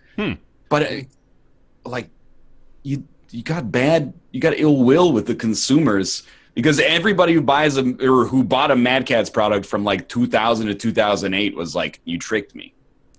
Like, I basically, or like it's the kind of thing that's designed to like trick your mom who doesn't know that much about gaming, and she's like, well, he asked for a controller, why would I get him this one that's $60 when I could get him this one for $40. They do the same thing. And this one's see-through too. Look, I it had- has man. green. More I had buttons. so many parents trying to shop on budgets that I Mm. had to sell Mad Catz controllers, and I felt so guilty about it every time. But it's like they're either going to get this or nothing. I thought that they were considered like that. They were. I'm completely miseducated on this, or at least not educated on it. But all of my friends who are down like hardcore fighting game fans all own Mad Catz. Well, that's the thing I he's saying thought is like recently they've made some strides. It seems they've had some quality improvements. this was like 5 or 6 years ago. Like that was like Mad Catz was it. Like that was the brand that you get if you wanted to I take thought it was Hori was the brand back then. Well, that's what I'm saying. I don't know. All my friends, I mean, they watch Evo all the time, and they're like, "Yeah, we've got like if you decided you want to try to play Street Fighter on your computer, you got to get a Mad Catz. That's like the best you can get." So I thought it was like held high in very very high regard as far as the quality of its products. I mean, I never owned one because I don't care about fighting games, but. I can't speak to that, but there's also the point to be made of like they made everything. They made controllers, like fucking flight sticks, the fight sticks. I guess they were bound to work something right. To be honest, I keep thought swinging. all they Eventually, sold you're gonna was- hit something. I thought all they sold was just fight sticks. That's all I thought that they sold. So Now, for me, they were synonymous with kind of cheap, crappy controllers that you buy with Yeah, I'm parents getting want to that. buy Christmas stuff. Well, yeah, that's again. Obviously, we're not celebrating an entire company going bankrupt. That's unfortunate. However, they did kind of have the writing on the wall here for a little we'll while. sure talk about it, Bear. That's right. I That's don't the like news. celebrating people losing their jobs, but in my defense, they did end their name with a Z. And I think it's about time that somebody stands up for the proper grammatical spelling At least they didn't pronunciation of put things. the A for the cats. Yeah, that Imagine it that. could have been a lot worse. Yeah, Look at the silver lining, man. yeah. Okay. Don't put Z's at the end of stuff. Yeah, don't do that. For Honor players are pissed off. Why? Guess why? For don't Honor know. players mad. That's- Tell us, that's Northern the- Lion. For Honor players are mad because the amount of steel, which is the in-game currency you get in the game, required to keep up and like get the elite outfits for every class, it came to the point where you could spend like $700 to buy them all if you bought steel, or you could spend something like 500 hours in game and then you could unlock them. So basically they had priced, they had set the value as if it was a free-to-play game, despite the fact that people spent $60 or more depending on where they live to actually purchase it. So they really felt like Ubisoft was grinding them for steel. Like they were pushing on them or leaning on them to try to get them to actually purchase microtransactions. So they organized a like day-long blackout that was supposed to happen, I think like April 3rd or something 3rd, like yeah. that. And then basically like as soon as they announced it, Ubisoft was like, okay, we're going to like raise the amount of steel you get for losing and winning in game. And also we're going to bring back like a map that we took out of the game. We're basically going to release a patch that's going to like address some of your concerns. So, I mean, it's weird because you want to be cynical about the fact that they just did it immediately after facing like literally the slightest bit of pressure. But at least I guess they did something. But they have a problem, I think, with communications right now where when people were like, hey, we paid AAA price for this game and we can't buy everything for all these characters in a reasonable time frame, Ubisoft was like, well, it's more like a MOBA or like a fighting game. You should have like one character that you main and buy all the stuff from them, and then like for everybody else, you might pick up one or two items. You're like, that's good. If it's a free-to-play game, but it's not, people like there's literally like content that is inconceivable to get, despite the fact that you purchased it at full price. Yeah. For someone like me, I actually still don't really care. My Warlord looks janky as hell. Like he's just decked out with like jury-rigged whatever I could find. But I can understand why people would be concerned, or not concerned, but annoyed. And kudos to the For Honor community for doing something about it instead of just bitching about it. So I think that it was good community organization, and I'm really surprised that Ubisoft has chosen to take a little bit of an adversarial stance, given that game is still in a very tenuous position, and if it ever is going to survive and thrive in the same way that like Rainbow Six Siege did, they would be wise, in my opinion, to take a more pro-community atmosphere. But Kudos to them for doing something, which is, say, kudos to them for doing nothing on April 3rd, or at least not playing For Honor. That's the idea. I thought it was going to be like the Call of Duty boycotts that are like, okay, nobody was- play it, and then the list is just nothing but people. Yeah, That was the immediate thought I had as soon as I saw this. Like, oh yeah, that's gone well in the I'm past, trying to hasn't think, it? has there ever been any sort of successful boycott in any gaming situation like that? Apparently, this one. That's what I'm saying. I can't think of any other company that's tried to do that, or a community that's done that and actually had, It's- well, it's the outcome that interesting, they're like, looking for. It's weird to me they caved so easily. If they wanted it bad enough, like why would they give in with such little pressure? Yeah, Right? Like it couldn't have meant that much to them, which means does it mean that much to you not to just have the goodwill? You could have just had the goodwill of not doing it. It almost smacks of like they were just seeing how long they could get away with doing it. That's exactly what I mean. Yeah. We're not on the business side, but it does seem obvious to us. Where we're like, there's so many games right now that people like they're gonna have a game that they play or two games that they play a lot. Yeah. I think we all have something like that.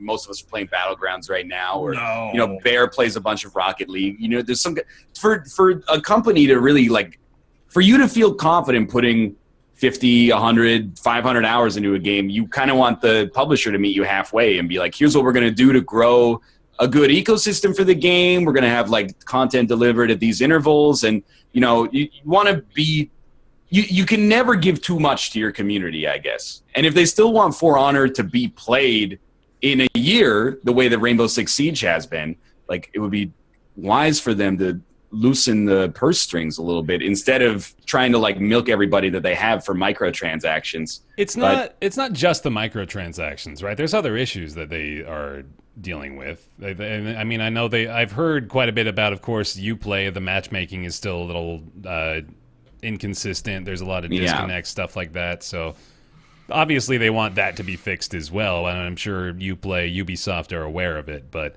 it has been. I mean, it's the days keep on ticking, man, and the changes are not rolling out until they're basically forced to via threat of boycott. It's a little disconcerting. Again, yeah, it just smacks of seems like they were just trying to see how long they could do it before they were forced to change. Yeah. To do so.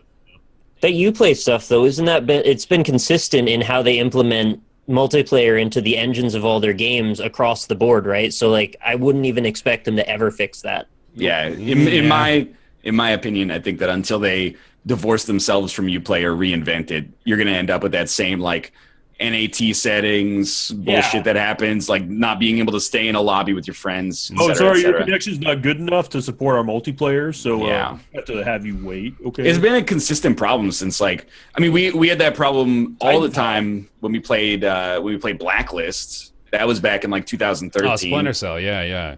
And like Assassin's Creed 4, I think that was 2013 too. Like exactly the same problem. So I mean, there's bigger problems for sure, but I am like, I just am surprised that of the two approaches you would take, squeeze your existing consumers instead of like trying to foster a healthier player base, which is really what's that's what kills multiplayer games right now. Is a month or two after release, people are on Reddit being like, hey, does anybody still play this game? And if the answer is not really, then nobody's gonna buy it, and you're eventually just gonna end up with 10 people who have 10,000 hours each, and will not make it very conducive for new players. This is such an interesting situation, man. Like, it's usually the opposite of this, where the game is not so great, but the developers are working hard and they're communicating with the people to make it better. Whereas with this, it's like the game is fantastic, but they're just not doing all the back end stuff that they need to do. It seems like they hit a bottleneck somehow in development. Like they got all the shit done they could before it went to press, and then they did, and then now it's just mostly stagnating. Yeah. It's almost like they had some sort of futuristic MMO and decided to turn it into a first-person shooter. I feel like I sort of feel like everybody's just forgotten about Ghost Recon and Wildlands now that we're like I was championing for it, and then I got my heart broken by everybody else's responses. Yeah, Force that good to me. Force hated that game, man. To me, it's like it's a credit to the fact that For Honor is at least interesting, whether or not you believe that it's a good or a great game. It's at least interesting enough that a community is formed around it and is fighting to try to keep it alive. But the timbre of the situation that I got from the subreddit was that people are like, we don't mind doing a boycott because we feel like if we don't do something, the game basically won't have a community in like 6 weeks. So people feel like they're kind of like, it's very grandiose to say that they're fighting for their lives, but you know, if they want this game to succeed, they feel like they have to do something sort of drastic. So, I mean, it's a bummer. Honestly, I tend to not be the kind of person who plays. I probably was not going to play For Honor for the whole year, but a lot of my momentum has kind of gotten sucked out of it as a result of this. But also PlayerUnknown Battlegrounds just being a little bit more the new hotness right now, at least. Doesn't that happen to every game though? Eventually, that had some sort of huge sweeping release, and then like the what little community is left, as far as little in comparing to the release ratio is concerned, will they be like, okay, we have to save the game? Like, doesn't that always seem like it happens? Like sometimes it's frequently the nature of every game release is hit a huge head and then drive down a huge hill. Yeah, I mean that's what I'm saying. How long saying. can you stave off the destruction of your community is all. Yeah, and I feel like there are exceptions though. Like Overwatch came out strong and has stayed strong.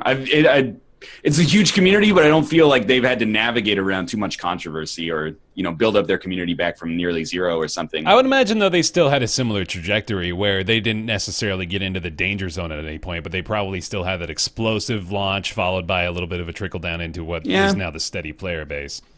But they probably haven't had to deal with the, oh my god, we're losing them, how do we resurge this sort of thing. It feels like it's still going strong to you guys, because I hardly hear anybody talking about it now. Not among us, but it's definitely going strong still. Overwatch is still good. Yeah. My barometer for it is just that, like, I can't avoid seeing Overwatch memes on Twitter. Like, I see, like, not 100, but maybe, like, 25 Overwatch memes a day.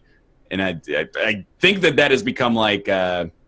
it's become Rocket League for a lot of people, I guess. When the biggest controversy was which way is Tracer facing, you know that your game's going to be okay for a while. I do want to mention, too, that we kind of just brushed Wildlands under the rug there, but they did have one of the biggest launches so far of 2017, so people are liking it, apparently, or at least enough to buy it. I don't know how many people are still playing it, though. You should watch Yahtzee's review on it. Yeah? I probably need to. I need to the ultimate Ubisoft game. I love Yahtzee. He's not a huge fan, let me put it that way. Yeah, he's always hated Ubisoft. Yeah. He liked Assassin's Creed though. Yeah, I love Black Flag? One and Black Flag, I believe. Everybody liked Black Flag. Black Flag was great. I never played it. I only played 1 and 2. It's quite good. Mm-hmm. Right here. Black Flag's pretty good. I heard Black Flag. Yeah, Corey was a great whaler back in the day. Yeah. Twitch.tv/FlagBlack. Go follow him. That was that news story. Cool. All right, next. All right, Corey, we'll take your money now. The other thing is that, I mean, Overwatch is another almost full price game with microtransactions, but the microtransactions in Overwatch are actually better than they are in For Honor, which is crazy. So that's saying something. Yeah. All right. There we go. For Honor boycott. We'll see if it actually happens. I'm curious to see just how effective it ends up being. I think they've canceled the boycott because Ubisoft gave in to their demands like immediately. Okay. I had an impression that they were still doing it because they had to still like send a message, but I don't know if that's been updated recently. They got what they wanted. What's the point? Just well, there's still a few other game we like today. Yeah, there's a few other things they want still. Is I think the bigger picture. So we'll see. We'll see what happens. All right, real quick here, I want to touch on a whole bunch of new details we just got about Darkest Dungeon's Crimson Court DLC because I'm excited about it, man. They're more or less giving me everything I wanted out of a Darkest Dungeon DLC, which is a parallel campaign that exists in congruence with your main one that introduces a brand new area, a whole bunch of new enemies, and new bosses, along with a brand new character class. So it's like, as I said, it's like this is... If I were to ask them for a DLC, this would be it. So I'm pretty damn excited. This is nailing all the points for me. Sin, I imagine you're feeling pretty excited about this one too, yeah? Yeah, I can't wait. I actually have not read any of the new updates for today, so I'm hearing all this for the first time. Tell me about it, Bear. Sure, yeah, no, that is more or less it. I'm going to be real quick about this one because I know there's not much to it, but it's going to be late May, early June is their current expected target release date. And this, it's perfect. I don't have any more to say about it other than I am really glad that this is the route they've gone. This is exactly what I was hoping for. Just like an entire new campaign. Or I don't know how long it's going to be. I'm assuming it's not going to be as long as the vanilla campaign, but it is certainly going to be a brand new Darkest Dungeon experience, and I'm absolutely looking forward to that. Yeah, I'm just glad they didn't just add like a fifth act, Right? And then you had to start over your campaign or something like that, or it was just like you have to do a very basic unlocking quest. So, but I mean, I had faith that Chris and Tyler were going to do something along like this. So definitely, like I had my fears that it was going to be something like that or something like just adding in the new area. Period, yeah, that's what I was worried. Which could definitely fuck things up. But I'm really glad they're going this route. You can tell that they've been doing their homework as far as how to do actual DLC content instead of just like patches. Yeah. Content. Well, I mean, I have some criticisms. For example, hit me. Why not call it Darker Dungeon? Because it's the darkest already. You can't go darker than Well, that. Can't that's get darker what than the we'd have to darkest. explore the narrative consequences of a Darkest Dungeon getting even darker. How I'm do you not really- comprehend it? I'm not really hearing the. What about catatonic catacombs? That sounds good. Sounds like you're dead. Yeah, It's not inside like- of the catacombs. Something like a cat owner would recommend. yeah. That's extremely offensive. I was mostly, then of course you do Darkest Dungeon Plus, and then perhaps the redungeoning. Darkest Dungeon Reloaded. Darkest, Darkest Dungeon 2, Electric Boogaloo. exactly. Yeah, there you go. We got them all. Look, the joke didn't work. All I'm saying fair. is it's good. I like. Vanta Black Dungeon. I am very glad for you guys that you will experience what I've experienced with Isaac, whereas a game that you've played for 1,000 hours suddenly gets more content, and that's cool because when those first few runs when there's new content that's actually curated, not to insult mods, but like it's actually been curated and tested and is cool. Your childlike wonder comes out in full force because you're like, this thing is different.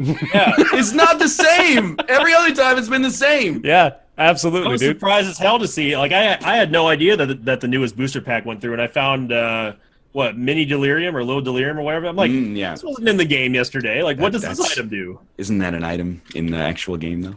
It is now. That's what I'm saying. I thought that item was in before the booster pack. I might be crazy though. Not little delirium. You're thinking of the 12 charge spacebar item. aren't you? No, that's Eden's Soul. Oh, you're right. Little Delirium was added in What are you Booster talking Pack about? 1. What game are you playing? Dude, I don't know. I've been For playing Honor. mods on and off. That's right. Mostly For Honor. That's what you get for playing For Honor all the time. Darkest Dungeon DLC will be coming late May, early June. We'll see how it goes. Woo! Yay! All right. Apparently Wayne's new lines are awesome. Yeah, I saw that. I'm Can't definitely wait. looking forward to Yeah, I hearing can't more wait. of him. All right. I'm going to talk about Meganoid for a bit. Meganoid is a new challenging platformer made by Orange Pixel. This is actually a mobile game, I found out. It came out a few years ago. It was a very simple platforming mobile game. It had a sequel on mobile as well, and now they are going for a full-fledged Steam release. So they've turned it from a simple platformer into it's a Spelunky light. That is absolutely the best way to describe this thing. So you got yourself your procedurally generated levels, and it's pretty straightforward. You got the basic platforming obstacles. You got your spikes. You got your robot enemies. You got your little orange red dudes that'll crawl around, and you got your systematic level progression. So you got 3 levels in the first area, you got 3 levels in the second, you got 3 levels in the third. And that it was as far as I got, because I was actually pleasantly surprised by the difficulty of it. It had a very Spelunky vibe all the way through in many different respects. One of those being the difficulty curve, which I thought they actually handled fairly well. And just like the 2 or so hours that I have played of it, I really liked the sense of progression that I got, where, again, very similar to Spelunky, the first few runs I was getting my ass kicked, and I was, kind of trying to figure out the new systems, figure out what the enemies did and all that kind of stuff. And then I became more and more familiar with it, began to realize what the different items do, what the different interactions are. And I was having fun. I was enjoying it. I was having a good time. I was learning the new systems, getting to new secret areas. Just like Spelunky again, they've got like different shortcut paths that you can access depending on what items you've brought to a certain point or things like that. You can like find a scientist midway through 2-2, for example, and they'll randomly allow you to teleport to some new area. And you've got like these underwater stages. You've got a boss, I believe, at the end too, that I never actually reached, but I was hoping to. And yeah, it's pretty good. It's definitely got some issues though. So the controls are not excellent. It kind of feels a little. It's a little too jumpy. By which I mean like your movement is extremely sudden once you begin to move in a certain direction. I think you guys probably get the idea of what I'm talking about there. And then I think the hit detection is a little wonky with quite a few enemies as well. I felt like I was, plenty distance away from things that I ended up running into sometimes. The spikes too are a little wonky. It seems like they've got a little bit bigger of a hitbox than they should. But there's also no soundtrack. At least not that I can tell. That was a big turnoff for me. I was playing through the first few stages thinking it's kind of weird that there's just like this weird low hum that continues to go through the whole thing. And it was really disappointing when I got to the next area and I was like, okay, where's the music? There's nothing? All right. This is really strange. Yeah. It's just easy to pay someone to just go, yeah, exactly. Like rather than like make music or something. I assumed, budgetary reasons because I'm sure getting a good soundtrack is not cheap. But I was really disappointed by that. And then I found an item that gave me a song, and I was like, oh, that's kind of cool. That would be a fun new system if I could like unlock the soundtrack as I go.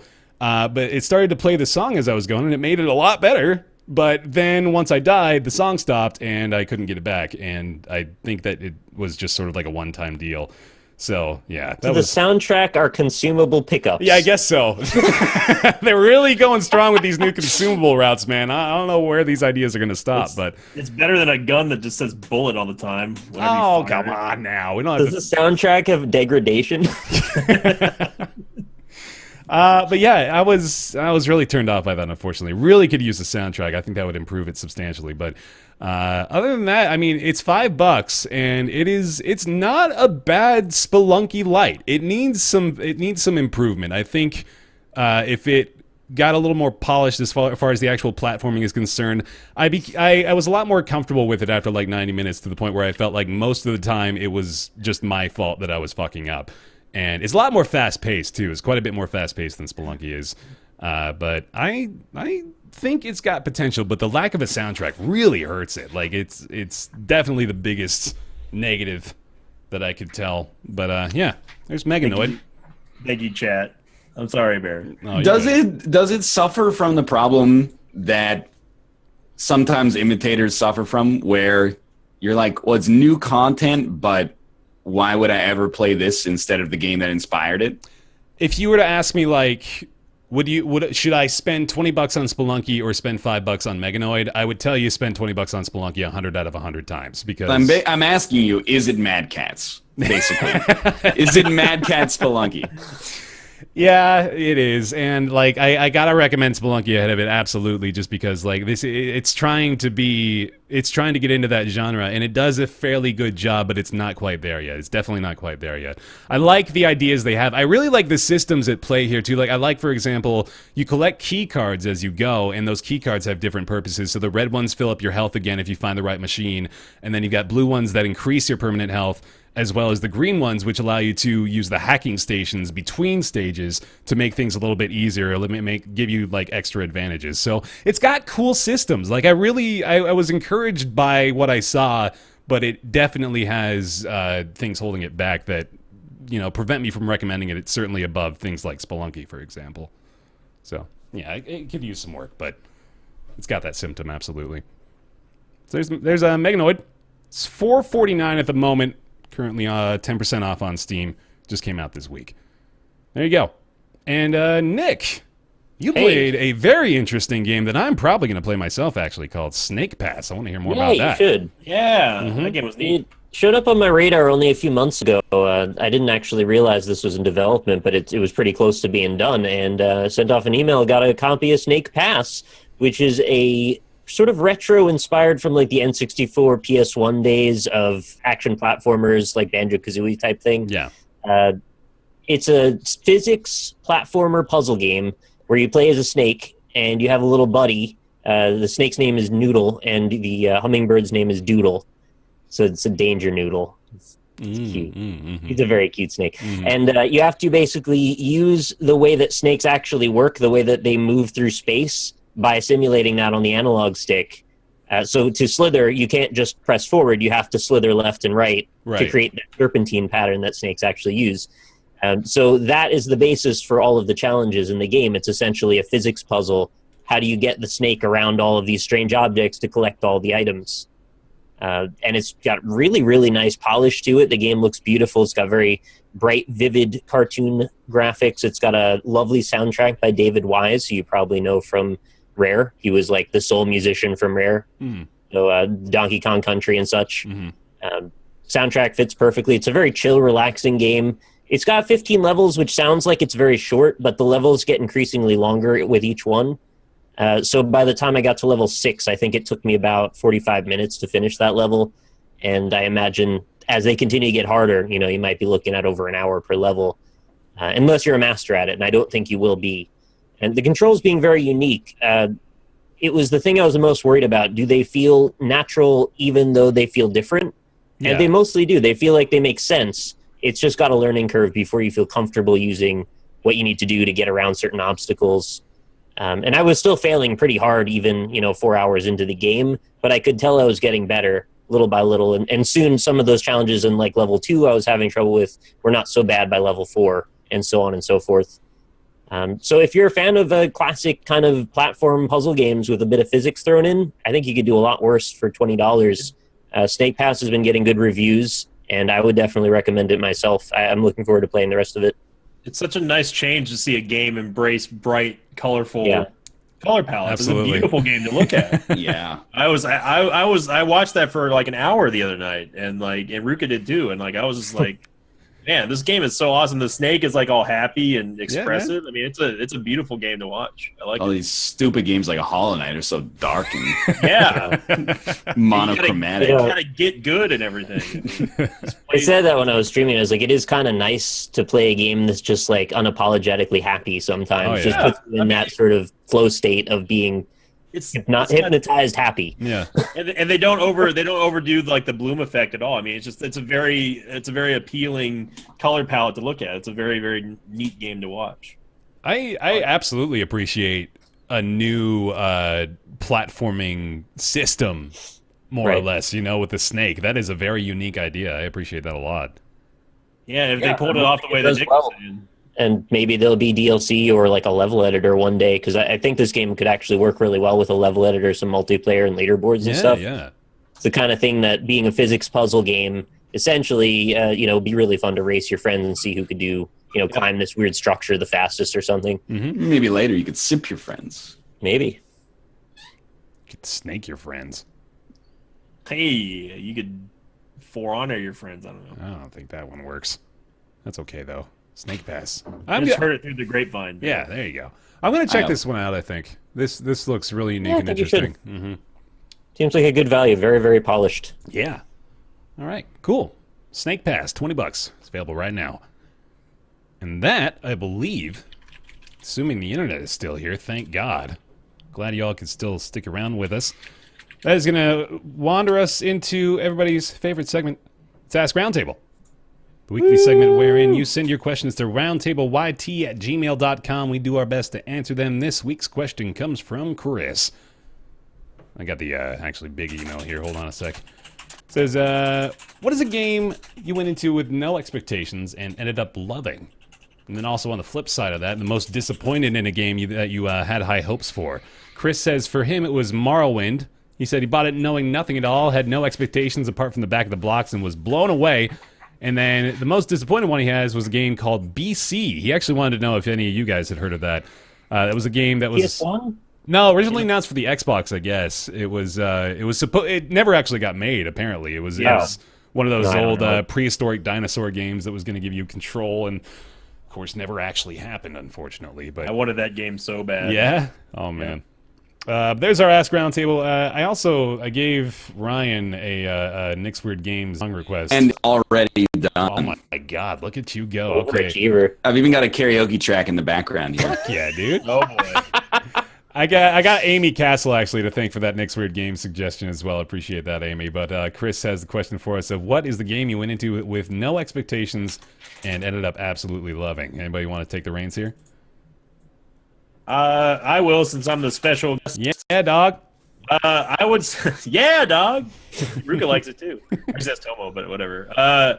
Isaac is the one that I went in with no expectations because I played the vanilla one that after watching Lethal Frag stream it, and I was like, I'm not really expecting much. It was like $2 the day that I bought it, and the rest is history. And on the flip side, it's definitely going to be Fable.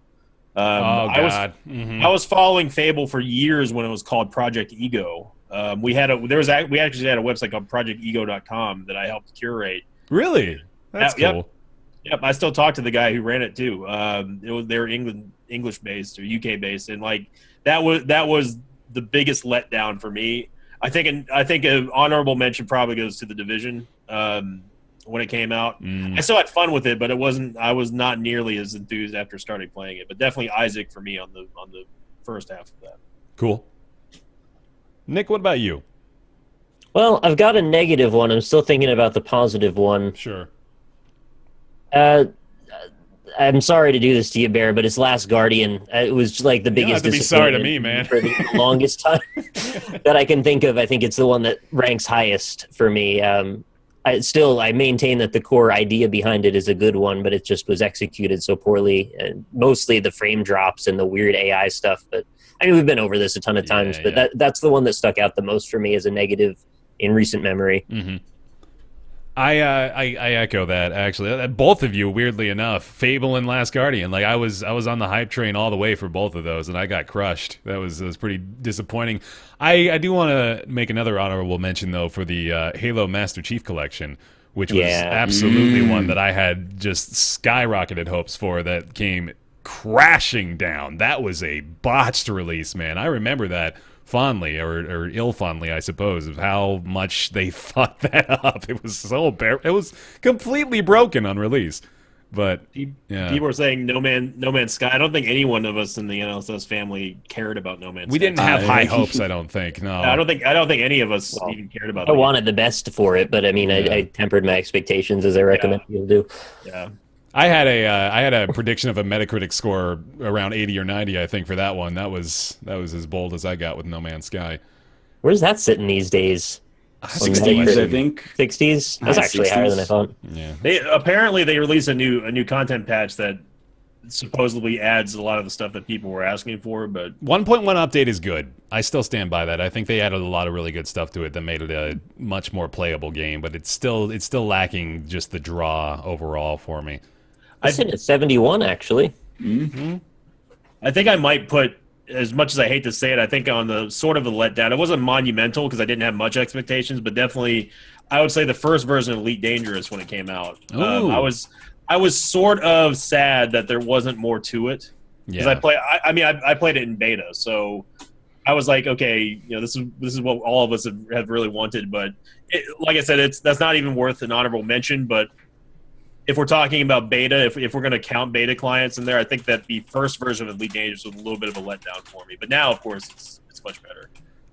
For one that I absolutely ended up loving with no expectations, believe it or not, I had like no expectations at all for Spelunky. I just sort of happened across that when it came around on the Xbox Live Arcade. That was way back in mid-2012 when I was just sort of looking for any Xbox Live Arcade game to play on my YouTube channel, and I happened across that. I was like, oh, this looks cool. And then, 500 hours later, I am totally in love with it. So that was a fun one for me. Darkest Dungeon kind of had a similar story to it as well, where I didn't really think I was going to like it all that much, and then I kept playing more and more, and now I'm totally in love with it. Yeah, I didn't even hear about Darkest Dungeon until Ryan covered it on one of his first look ats. Mm-hmm. Ryan, you got any answers for this one here? Yes. On the negative side, I'm going back to like 2002. And I think everybody I knew that had an original Xbox was super stoked for Brute Force to come out because the trailer was on the Halo disc, and it seemed like the game that Microsoft was pushing to be like, hell yeah, like this is going to be the next Halo. And the idea that you could have like 4 different kinds of characters that could all accomplish objectives in their own way was a novel idea at the time, and then it just sort of came out and was like okay, but not very good. But then I'm going even further back to like 1994 or 1995 when as a kid I didn't know anything about games. Like I didn't have like a subscription to whatever magazine, and I just bought Mega Man X from the store and then came home and I was like, that's actually like one of the best Super Nintendo games ever made. Yeah. So certainly I bought a lot of games based on their box that I probably should not have purchased as a child. For example, Chester Cheetah's Wild Wild Quest, also for the Super Nintendo, where you play as Chester Cheetah and you have to get the Cheeto paws and the Cheeto bags to defeat an evil man with an enormous chin. And Mega not Man quite X, as memorable as Mega Man X, that one? Not quite as good, although I can still hear the music in my head to this day. Those are good. Those are good ones. All right. Thanks, Chris, for the question. Appreciate it. That was a good one for Ask Roundtable. Yeah. I didn't do a positive one. Oh, you want to get your positive one in? Yeah. Yeah, well, Chad suggested a few, and I saw Loco Cycle was actually probably one that I really didn't expect to have any fun with because I thought it was just going to be awful. It was both fun and also ironically bad, but still fun. Nice. I remember it's good in many different directions, and I still recommend it highly, even if you just don't think it looks anything like fun. I think you had so much fun playing that game. It was awesome. Yeah, that was one of my favorite streams because I just had no idea where the hell that game was going. It just kept getting weirder and weirder. Everyone was loving it. Yeah. I think that one's going to find its way into my hands at some point. That was just too crazy not to experience at some point. Yeah, play Loco Cycle. It's real bad, but real good. Freaking Loco Cycle, man. Cool. Yeah, thank you very much, Chris, for the question. Appreciate that. If you got a question you'd like to send us, you can send it on over to roundtableyt@gmail.com. Thank you very much for doing so. Really appreciate all those questions. Now it's time for everybody's favorite segment out there. Favorite segment is Nick's Weird Games. Brought to you by Ryan Letourneau. Yeah, this is to the tune of U2's Where Streets Have No Name, and it's called Where the Nick Has Weird Games. Just, as you might expect. It's lovely. There's a 40 measure introduction to the karaoke track. I've skipped over like 38 of those, I think, but appreciate that. It might take a minute here. Sure. It was originally Where the Knicks Have Weird Games, but I was like, there's only one Nick. So, Kat, I need you to move because if you step on the escape key here, I'm gonna make you escape from the window. All right, here we go. You guys can't hear it, but I'm excited. That's good. Okay, here it comes. I want to play. There we go. I want to game. I want to pick something from Nick's bookshelf without being afraid. I want to plug in and drift away where the Nick has weird games. I can hear it in my head. The market's a bust, and our consoles are rust.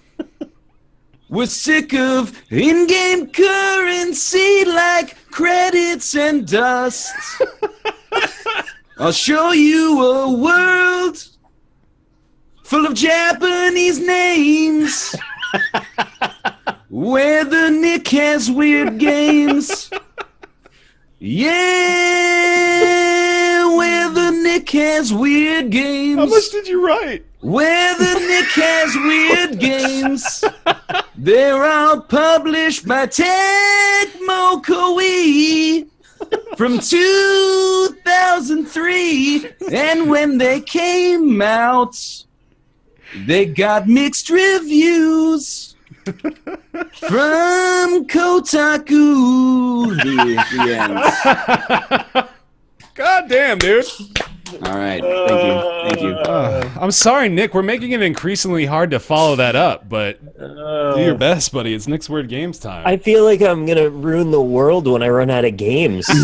We got to get you it's some not more. about the game. It'll just be the segment of Ryan sings a song. This is a little known fact about the Roundtable podcast, but we have had down in the description below an address for you to send, or a PO box at least, right, for Nick to get some weird games from. So if you feel so inclined, feel free to send Nick over some. You have a rare, priceless game you want to just send away to someone else. Get on over there. I'll be happy to show it on screen for less than 30 seconds. Hell yeah. All right, so close your chats. friends. Yep. Today's Nick's Weird Game is a flight simulation action arcade game. Wow.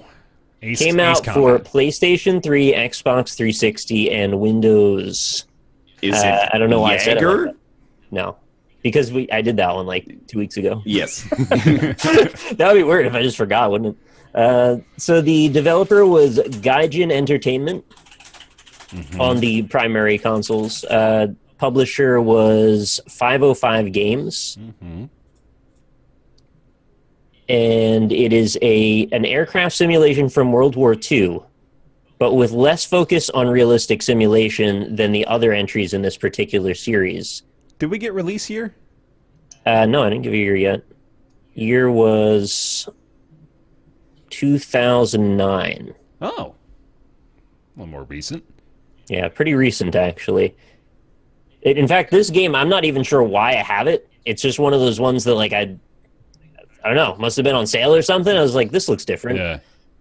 Give me the genre rundown. You got flight, sim, arcade. Yeah, they're classifying it as combat flight sim, but it's more of an arcadey combat flight sim. Okay.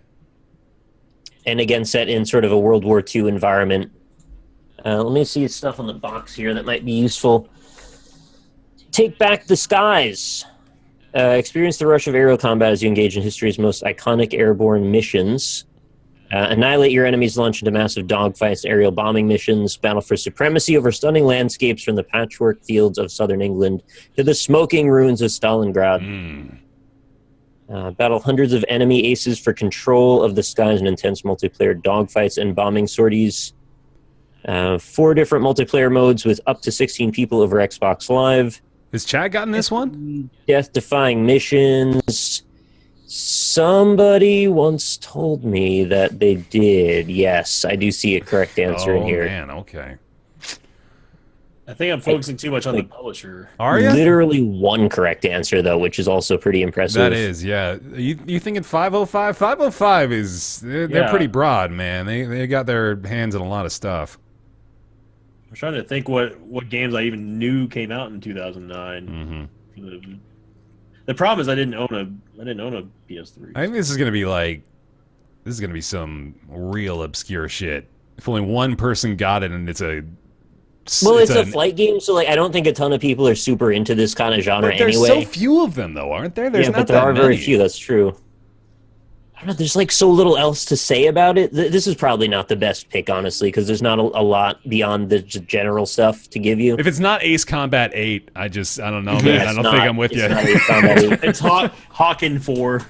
Yeah. The cover features a sort of a gray mash bunch of clouds with a broken up biplane. It's like it's burning up, like there's the wings breaking off, and there's a bunch of other ones shooting at it. I don't know enough about planes to be able to get it. Is the plane red? No, plane's not red. Plane's like a drab kind of navy blue green kind of thing. I got no idea. Yeah, no clue, man. Tapping out. I'm out. Yeah. I'm seriously out. What if I give you the last word of the thing? It's a pretty long title, actually. Okay. The last word is prey. Birds of Prey. It's got to be Birds of Prey. Yeah. Wings of Prey. But you got to get the actual title because this is the first part of it an airplane name? I honestly couldn't tell you. Is that doesn't help. Is it IL-2 Wings of Prey or like Tomcat 14? Yeah, something like that. I mean, you're making me just say it. Spitfire Wings of Prey or something. It's something right. Birds of Prey or something like that, isn't it? All right, what's the game? The game is ILT Sturmovik Birds of Prey. Fuck me, dude. Okay. Nope. No clue. And Wolfsky was the one that nailed that one, so congrats. As you can see, this game is still shrink wrapped. I have not opened it. You've been hitting it hard, huh, Nick? Buy 2 get 1 free sales do this kind of shit to me occasionally, where I just buy something like this looks different. Maybe I'll be a guy that's into flight sims now. Yeah. Are you? I never opened it, so. I heard it did all right, though. I had a few positive testimonials. I think when people were coming into the store, they were like, "Oh, you got to try this one. It's like it's one of the really good ones. You should give it a shot and see what you think." Got some pretty good reviews. Yeah, I'm seeing 80s, 79. That's pretty solid. Yeah. All right, So cool. there you go. That's Nick's Weird Game, and congrats to Wolfsky for being the only one that nailed it. Well done. Early on, anyway. Mhm. Not a biplane. What is that called then? Oh, biplane is the one that has the two stacked up wings. got two Yeah, wings, that's- yeah. Mhm. I was What's this thinking. one? I was thinking of Crimson Skies for that one. I think What's this plane? I don't know, dude. That's- It's just Wait, a let me, plane. That's an- let me that's like see. that's like a bulldog or a Spitfire. That's an IL-2 Sturmovik. There's an Yeah, it's IL-2 probably an IL-2 Sturmovik. Sturmovik. I know the Tomcat. classification, but fair enough. It's a 747. Yeah. Sorry, I don't know shit about planes. All right, that is Neither do any of us, apparently. yeah, no kidding. That is Nick's Weird Games, and that is going to do it for this episode of Roundtable Live. Pardon the technical difficulties at the beginning. I believe we ran fairly smoothly for the remainder, though. We really appreciate y'all sticking around. We appreciate Sinvicta being here in place of Mathis today as well. Sin, where can they find you? Hey, first off, thanks for having me. You can find me over at twitch.tv/Sinvicta Wednesday through Saturday, starting at 3 p.m. Central, 4 p.m. Eastern, 1 p.m. Pacific Standard Time. Also on my YouTube channel, just started a Battle Brothers mini-series, which might turn into a full-fledged series if depending on fan feedback. And also I'm currently in the middle of season 2 of my brand new Darkest Dungeon run. You can find that over at youtube.com/Sinvicta316. And thanks for having me again. I'm looking forward to the next one. Appreciate it, dude. Thank you. Thank you all for being here as well. Appreciate you watching. You can follow us here on Twitch if you'd like to be notified when we go live. This twitch.tv/Roundtable Podcast. We do the show every Friday at 3 o'clock Pacific, 6 o'clock Eastern Standard Time. You can also follow us on Twitter at RoundtablePC if you'd like to get notifications that way. And you can get the VOD over on our YouTube channels. That's typically BaerTaffy, Rockley Smile, and Mathis Games is where you can find those. We'd also like to thank very much our Patreon supporters over on patreon.com/roundtable. It's been seeing a huge insurgence in pledges. We really appreciate that. Thank you guys so much Thank you. for all the new support and all the new pledges and all that. I want to especially thank those of you who have been at the $20 tier and above, which include Jonathan Graham, Julian Avelsgaard, Scrotty119 with a dance number. That's a new pledge. Thank you very much. Kolnar, Lord Malice, Sehoa, Jamie Tinsley, Joseph Boss, Penn Gillette, Michael Bush Larson, Talks to Wall, TJ Majesty, Chaos No Such Thing as a Fresh Meme Theorist, Colby Klein, Greenlight, Oren Saltzman, Christopher Flagg, Eric Schooley, Brizzlebrip, Positron, Myth Scarab, Mediocrities, Justin, Sumurfet, and Logan Ray. Thank you all very, very, very much for continuing to support over there on patreon.com/roundtable. Really appreciate it. We'll be back next week. We'll be talking our favorite games of March as well on next week's show. Of course, continuing our Game of the Month conversations. And of course, we'll have Mathis back next week ideally as well. So we'll see you then. Thank you very much for watching. Bye-bye. Later. Later.